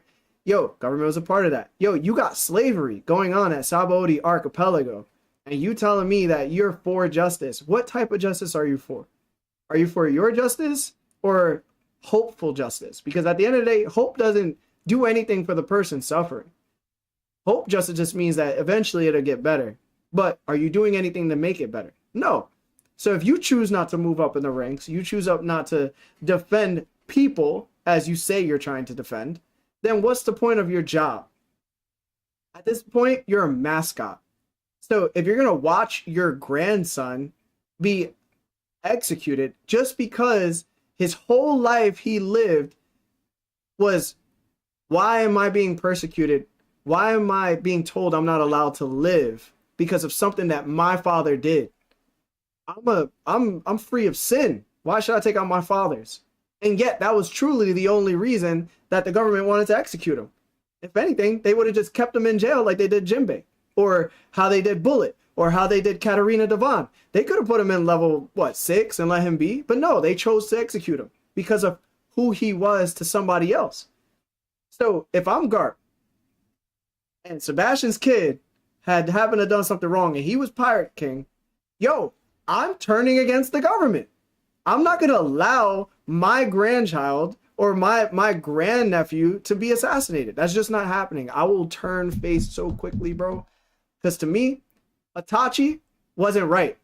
Eren Yeager was, bro. It's family over the world instead of family against the world. That's just it for me, bro. Oh, the world over your family. I'm sorry. I can't do it, bro. I'm sorry. I can't do it. He's a coward. And like the Don said to him in his face, how could you just sit there and let that happen? It was Ace. Ace was somebody that you were supposed to protect, that you gave to me because you couldn't handle the fact that he existed. You told me to watch over him. You put that burden onto me. And now I gotta suffer because you chose not to suffer. You chose to shift the blame. You chose to shift the responsibility of being courageous, of standing up for what's right. Instead, you chose to do your job, which happens to be not right anyway. Because like Dofi said, the winners of this war is who will choose what justice may be. And since the world government had won, their justice is whatever they choose to have it. And I guarantee you, Garp knew about Ohara. He knew about Lil Robin, and yet chose to do nothing, right? He saw Aokiji get promoted. He saw Akainu get promoted. He knew Akainu took out those ships, bro. I'm sorry, bro. Garp, when you have the strength, do something. And he didn't do it. He's a coward to me. Kizaru, I don't think... The difference about Kizaru is that, like, at the end of the day, he tried to do something. He literally sat back and, like, let people tee off on him, bro. Like, he didn't want to kill Vegapunk at the end of the day. He didn't want to do any of those things. But if he didn't, he would have got murked by Saturn. Garp didn't have anybody. You think Garp actually had enough strength to make meaningful change within the Marines? Hell yeah. He had influence. One, listen, when you're the face of the Marines for years, the general public will believe you over the Gorosei coming out of the woodworks. They'll believe you more than Sengoku because Sengoku doesn't have that type of influence. If Garp decided, you know what, I'm taking over the Marines, I want to do it right now, Sengoku, get the hell off the podium. They would have had to abide by that because if Garp went against it, the whole world would have been like, what? Why aren't you guys letting Garp be the fleet admiral? What's going on? That's when they start questioning. But the thing about it is, like, I feel like you're discounting the fact that so many pirates do so many terrible things on a day-to-day basis. Yo, and that's cool. Like Garp is choosing his kids and whatever over this. Like, if you're a regular civilian in the world and this were to happen, it's like, bruh. So this person is more valuable to the world now to you than my life, and I'm a regular person. I'm not an evil pirate. I'm not one of these people out here doing anything. I'm a regular law-abiding citizen. Yeah. So you're choosing these people who chose a life of crime, technically, whether it's aggressive crime or not. It's like, bruh. I don't know, man. So put it this way, right? You can look at it as face value as pirates all being bad. But what about the countries that have to pay heavenly tributes that can't afford it, and then the government turns those countries into warm, crime-ridden countries that also have to take over other kingdoms? Hold on, Larry. But that's why I asked you what I asked you about. You thinking Garp could actually make wholesale change? Absolutely, positively? Yes. No, he can't. Why wouldn't he be able to? If Garp was to do this, you're talking about forcing the Gorosei to stop doing these tithes for the heavenly tributes. Garp does not have that kind of power, bro. He doesn't have that kind of influence. Hold on. The power is within the people. The world government should be scared of its people instead of the people being scared of its world government. Because you don't have a country without its citizens. You have to oppose the world government in order to make a change. And who better than the person that's already in the world government that has the trust of the people and most likely has the whole backing of the Marines behind him? There's a whole asking Garp to become Dragon. That's what you're asking him to do. And why not? Dragon already failing. It's hard to do this. Yeah, but he's barely successful now. But Dragon got scraps. Nobody knows about Dragon. Dragon's already labeled the most dangerous war criminal of all time. He already has a negative cognitive to him, right? He's infamous. He's not famous. He's infamous. So for Garp, no, Garp is famous. The people believe in Garp. They look at him and say, I want to be a Marine too. He inspires the culture for people to become Marines. Marines in general. We're talking about protecting the civilians. Yo, but because that's what hold on. That's what you're not understanding. If he makes these active decisions to go against the world government in these moments, let me protect Luffy. Let me protect Ace. I'm not a Marine anymore. And now the world will look at me as a dude who sided with pirates. When 99% of pirates do evil crap all the time. It's not, that was for his kids. That's not how it's going to be looked at. The way you're telling him to act, unless he's acting from the beginning. Like I said, you're basically asking him to do what Dragon's doing. Unless he was to do that from the jump, in the moment, at Marine Ford, there's nothing Garp could do that would allow for him to do this and then change the Marines. There was one thing. Have to change the Marines. Yeah, there was one thing decades ago, and again, you're asking too much of him, bro. He's one man. Yo, that one man could have stopped Marine Ford the same way Shanks did. And who better than Garp would have been to protect a fellow Marine from another Marine? Showing the arrogance, showing the deadly assertion that the government has had over the people for how long. It would have caused a revolution to the point where people would have saw a Marine protecting another Marine from a Marine. Akainu legit was about to murk Kobe on live television. That all happened at the end of the war.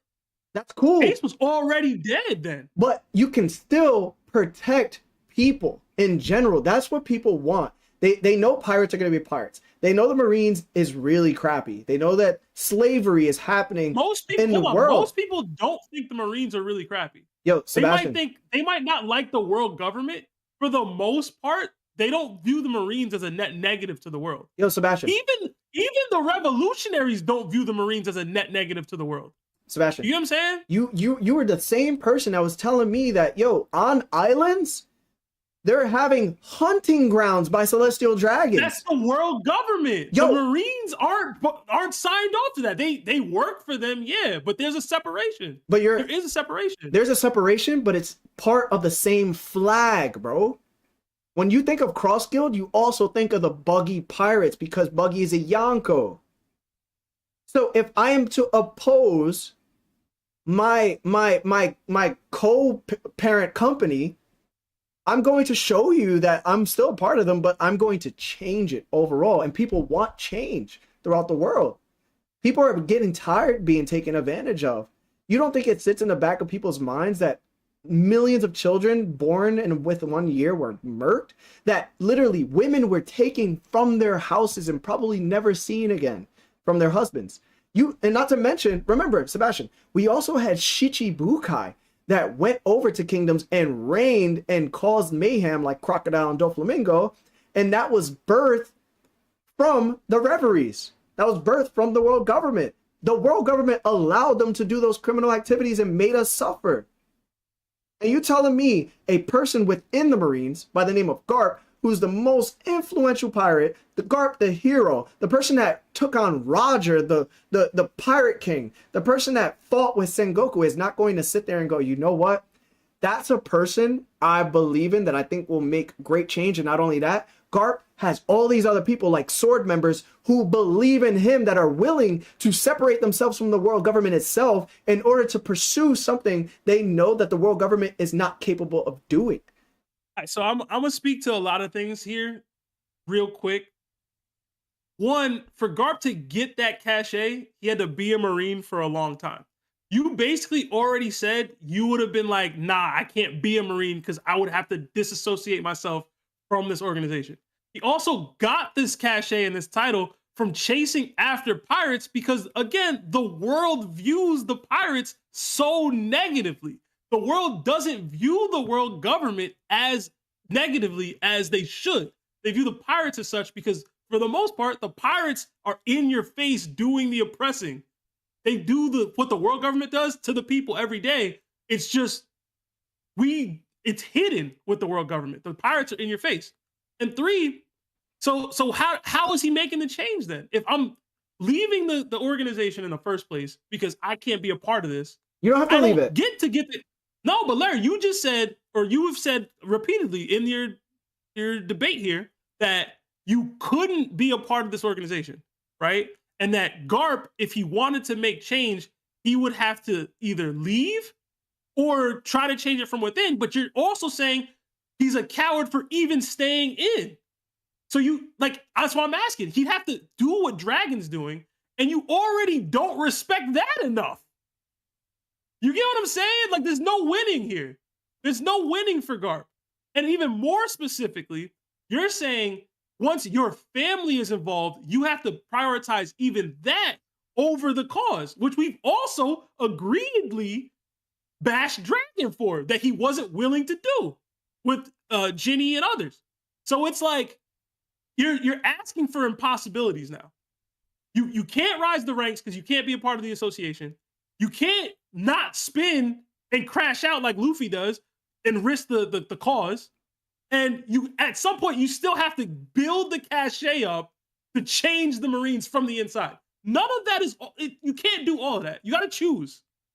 So a choice needs to be made. Garp made his choice. If you agree with it, that's fine or not. But I can't call him a coward for that, bro. I can't do that. So here's the deal, right?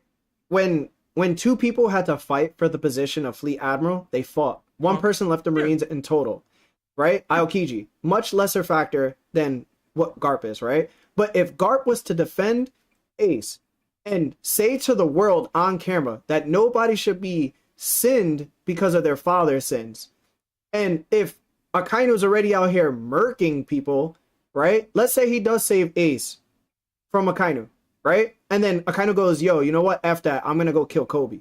After that, he just follows suit, right? And then he protects Kobe. This shows that, like, Garp himself is not only for just one person. He's for everybody. And that when you're for everybody, yes, there will be people that go, yo, pirates have done some evil things to me, right? What was the guy, Black Cat name with the girl from Usopp's Island? What? Captain Kuro. Yeah, there's a bunch of Captain Kuros out here, right? Just doing people dirty, right? That's possible. But when you say it in that way, even though it's happening to one person, it's not happening on a large scale to everyone that's undercover. Like, the world government has such a major effect more than pirates do overall. So what I'm saying is Garp can stay within the Marines. He just needs to appoint himself to Fleet Admiral, if not fight for it. And when there comes times for change, he needs to step up and be the person to change it. He shouldn't just sit back and just let things happen because he's afraid of the government being dismantled from within. Because now it creates some type of anarchy towards the world government. And it's like, no. Unfortunately, sometimes you need to take like a Fujitora aspect to it, right? Me, I'm a little bit more Ace-like. I'm going to be fiery. I'm going to do something that's out loud and obnoxious, right? Something like Luffy would do, obviously. But it's like with Fujitora. Fujitora is doing something like that right now. He spoke back to to Akainu. He was able to apologize with his fellow Marines behind him to King Riku. These are all things that Garp could have done leading up to his moment to where Ace had to be executed. Still consider Fujitora a coward for being a Marine in the first place? For staying this long? For rising in the ranks of an organization that's willing to do these things? No, I think he would be a coward if he wasn't doing anything. That's been my point the whole time, is that if you're not doing anything and you're just staying in the government collecting benefits because they got good health insurance, F you, bro. I don't need you. All Garp is doing. He's fighting pirates. I don't need you to worry about your pension plan, bro. I want you to make great change. And what makes it worse, the only knock that Garp would have on his resume is the fact that he has a son that's a revolutionary that happens to be turning countries over from the world government. And that would be the only point that people could say, you know what, that happened to you. But guess what? Joe Biden still became president. So what's up? So what's up, man? We gotta have to agree to disagree, dog. But it's a good conversation, though. I think this is a part of what makes One Piece so great. Yeah. I don't feel like Larry was absolutely wrong in what he was saying. And he might think I was absolutely wrong in what I was saying, but I think they're both valid points to make. And I don't want to get it confused with like people in the military and stuff like that, because I feel like that could go the wrong way. I have family members in the military. My younger brother's a U.S. Marine. So I understand that there's people that need opportunities outside of their environment. And there's not much opportunities that you could generate yourself. So if there's a way to live a better life, you should. But there's also people above people that are above people that are above people that have certain agendas. And that's what I'm trying to say. It's like if you have the power that's like Garp, essentially, like you're like throughout the world, you're known as this famous Marine, you're gonna have some backing, right? To make some type of change. And that's what, like, I don't want people to get to the point where it's like, yo, you don't like military people? No. I I date a military girl. There's my brother's military, my other brother's in the military. Like, I'm just saying overall, it's if you have Garp's power, why not use it? And I think that's my issue. I couldn't sit by and just let somebody pass away that I love. I'm sorry. I just can't. That's just not who I am. Oh man, that's why I try to compare it to the police department. Clearly, as a black man in America, I have my issues with police enforcement and how it's passed and the things that they've done in the past. But I understand that the police department is a necessary like entity in the country. What are we gonna do? Not have a police department? There's no oversight. There's no authority figure in the world. I know who I'm calling once like somebody like comes to my crib, bro. Oh, I can't. I don't know. But it's more like the political aspect of the military force that happens to be in One Piece, right? It's like there's people that don't do what soldiers do. They don't live that lifestyle. Like they've never touched a battlefield. They never put together a gun. They never been on a shooting range. They never had to go through what the soldiers have to go through. So like you're putting these people in positions and it's like, but you don't have the best intentions for them. And that's my issue too. It's like the world government doesn't have the best interest for their Marines. They're having them murk innocent unborn babies because of one man that they deemed a demon, like a devil. Like, I'm sorry, that's not okay to the Marines, one, right? Because think about it. In the world of One Piece, how many of them come back with like PTSD from like Marine Ford? Like if you didn't have to set up this whole... Never show it, but it's probably a lot. It's a lot, right? But it's like, yo, we watched the One Piece fan letter. And it was like the most realistic perception of what happened during the war, right? There was brothers dying in arms, like people getting trapped under the ice that Aokiji had to make. And how many of those soldiers actually got reported that were missing or unalive? You know what I'm saying? Like how many reported that another Marine murked another Marine behind closed doors? Like Kobe and Helmeppo saw that and they decided they couldn't do anything. Why? Because they were scared. They weren't seasoned enough. They weren't strong enough. And it's like, bro, you know, you got to follow your orders, of course. But we're not talking about the people that follow the orders. We're talking about the people that make the orders. You can't be a person in that position like Garp who has that much steez and you decide to sit back on your behind and do absolutely nothing. And that's what he's done for a long time and nobody likes to say it. Garp is a person who has sat on his behind and has done nothing for his fellow soldiers, for his fellow platoons, for his fellow anything, bro. He sat back on his ass and chilled on a beach chair and waited for pirates to pop off. And that's the only time he took action because he was so one direction and narrow-minded that he saw tunnel vision. He thought about nobody but himself. And when he said, yo, I want Luffy and Sabo and Ace to live a great life, what kind of great life would they live? A life of cowardice? I'm sorry, your son is not like that. Your grandson is not like that. Your other grandson wasn't like that. They stood up for what they believed in. You stood down. Or you just didn't believe at all.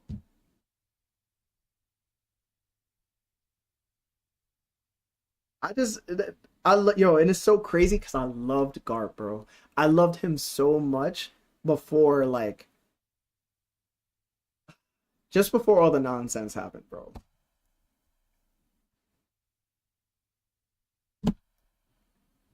F the Gorosei, bro. That's really what it is. F the Gorosei, F Emu, bro. Hey, man. It's funny because Garp agree with you, man. That's why I'd be a revolutionary, bro. I would ask him to start revolutionaries and stuff, I would dead be a revolutionary, bro. But anyway. I guess we should call it. I'll probably make that into a video. I feel like that'd be a really good video. Probably. Yeah. The poll ended. It looked like who ended up winning that? I don't even know. Sabo, 32%. So I got a glaze Sabo. I just have Rob speak for me. I'll have him write something out. Also, we got SC615 with the 2 says, Larry, tell your brother to eat crayons. Hashtag go army. That's funny. Listen, man, you guys go through some hard stuff, bro. Hard stuff. Believe me. We missed a couple. Yeah, we got chats, a couple bro. super chats. Mhm. I guess we'll just go through all those. Let's go through all those and then It's Sin with another 10 says, thank you for answering a One Piece Fanatics question. Seriously, I've been watching before the huge glow up. I've just never participated. Please forgive me and thanks for my Mondays. Hashtag BBC, hashtag get up. Yeah, thank you, man. Listen, man, you ain't gotta, if you don't want to tap in, you don't have to tap in. But as long as you're listening, that's all that matters. So thank you. As long as you're listening and liking. Y'all don't have to send super chats. We love that you guys do. We love engaging with you guys. But hit that like button. If you've been watching for that long, as long as you seem to be enjoying the content, you're still here. Thank you for that. But hit that like button, yo. Yeah. That's all. You don't have to donate to contribute. Creator Keon with the 10 says, Garp and Kizaru are not cowards to me. They were conflicted on doing their jobs as Marines, granddad, and friend. No human being is going to get it together that quickly. It takes time to find your answer. That's true too. I can't lie about that. Also, Keon, you've been throwing crazy amount of super chats today. Thank you. Blind Shepherd. Earlier too, we missed it. Actually, did we? $2. Yeah, $2 from Creator Keon. It says, "Let's make a dragon a Krispy Kreme donut, Larry." What does that mean? I don't know. Blind Shepherd with the 5 says, "Amen, Reverend Larry." Yeah, I saw you guys telling us we're like Martin Luther King and Malcolm X right now. I saw that. He said Larry X instead of Luther. That's terrible. Gerardo Ramirez with the 5 says, "I don't agree with Larry 95% of the time, but because of his views on Garp and Kid, I got his back for life. Can't preach freedom, then support slavers." It's true. Does Garp preach freedom, or does he preach don't be a pirate? He preaches submission. No, let me stop, bro. Yeah. Remember Lionel said that? That was wild, bro. Blind Shepherd with another 5 says, "I think if Garp joined the revolutionaries, the world government collapses in a month off of just who Garp is." I'd like him better in the Marines still, but I think he'd have less effect on the Revs. The Revs would be a weird fit for him, in my opinion. SC615 with the 5 says, "Larry, I was with you until you said Garp is a coward, spent his life fighting the evil his sons chose to be. He can't portray his Marines like Kobe." Who labeled them evil, bro? What's evil at that point? Are there pirates what pirates doing slavery auctions? There's pirates out here doing that. A pirate is the host of that. Where do you think he got his permit from? Listen, where do you think he got the permit from? Hey man, this important island, yo, Larry, you have a permit. Hold on, Larry. How many pirates do you think are like the Straw Hats and decent people, and how many are more like the Blackbeard pirates? No, not like a lot of them are Blackbeard pirates. That's what the world's dealing with. That's what they've been dealing with for the most part. But that's so small, bro. That's so small, bro. No. What you're saying, defending your family, is so small in the grand scheme, bro. Most people is dealing with the BS. Listen, like, bro. most people are dealing with the pirates of the day to day. I hear you, bro. True, man. Do we have any other super chats? No, I think you had already read that last one from I lost the name. It's loading. From SC. Oh yeah, yeah. No, I'll go back and see, but I hit the like on all the ones that we read, so yeah. What was what character I have to do? Dragon? You have to do Dragon. I have to do Sabo, which is funny because it's just we'll let Rob to ghostwrite for us. Yep. We're gonna have a revolutionary monologue for 10 minutes. Oh Jesus. my god! Why the Revs are actually pretty decent. Yeah, you should be here. We're gonna be the revolutionaries. Pyramid scheme supporters. Yeah, bro. We got you. Why you should? In fact, everything you just said, Larry, is 100% Dragon hype. You just put that energy and just make it about Dragon and his mission, and you're good. I was kind of against it, so I gotta go to the drawing board. Yeah, listen, bro. Just want to say thank you to Chris for compiling this list, for creating such content for us. This is amazing. So thank you, Chris. I want to say thank you to all of the super chatters. Man, listen, bro, you guys give so much, and it's so important to us, and we use that money for the pod a lot of times. I literally just tried to reach out to I Show Speed. I don't know if people know, but I ended up sending him a super chat with the money from the podcast to get his attention, to let him know that we even exist, because I wanted to bring him onto the show somehow, but I can't reach his management. So the best way to do that is just to super chat him and hope he sees it. And he didn't say anything. I think he saw it, but if he did see it, he knows at least somebody like us. He might recognize us one day. So hoping that would be a lot. That would be really crazy. But thank you to everybody that's watching. Thank you to everybody that's like liking the stream, staying here for all 3 hours and 10 minutes. We appreciate you. Listen, if our conversation about like the world government within One Piece got a little too political or too real, we support the military. We love the military. Like I said, I have family in the military. I love them deeply. And I don't ever want to get that twisted or make you feel like any type of way.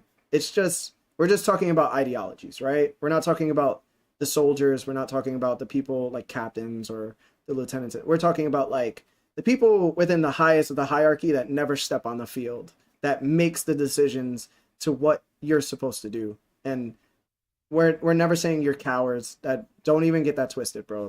That's not even close. So I just want to say thank you to you guys. We have so much love for you.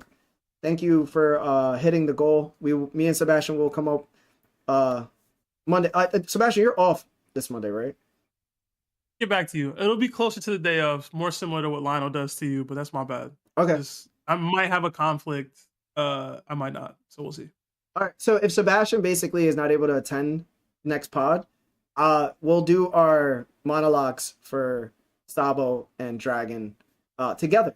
So expect it like we did the pie. We'll definitely do it. If it's not next episode, it'll be the next one after that. So yeah, man. Oh, we got another super chat from McDaddy Dab. You want to read that one? Says, get up! Hot take to get Seb in his feelings. Prime Gecko Moria stomps current Blackbeard. That's a lot of speculation. I don't even think Larry would agree. No, I don't agree. I don't. Oh, man. But yeah, Seb, if you want to say anything before we go.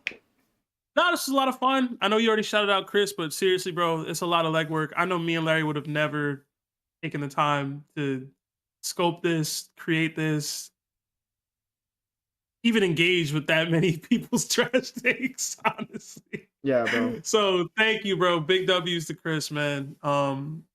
Wouldn't be able to do it without you. And for y'all, I hope y'all enjoy this.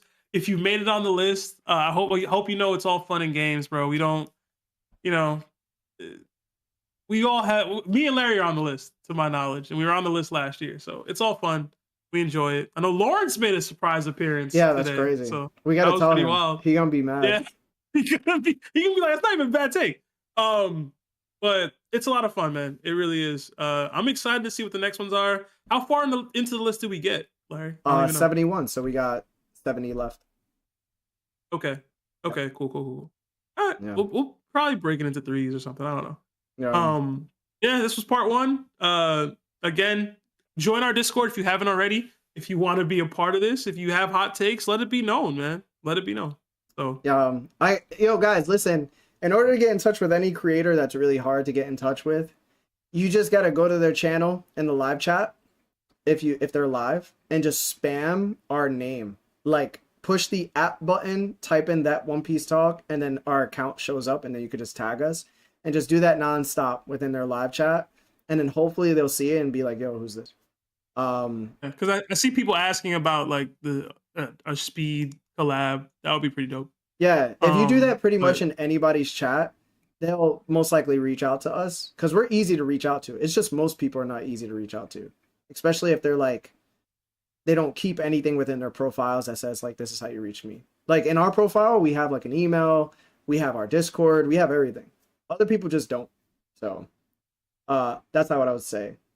But if you live in LA, I hope you guys are doing okay, especially because of the fires. the Yeah, wildfire. So man. please be careful in Cali. Be safe. Make sure you get out of there in time. Make sure you pack your things. Fire insurance, get that ready. Whatever. Just make sure you're good. So much love to all of you. Me and Seb's gonna have a great night. Hope you guys do too.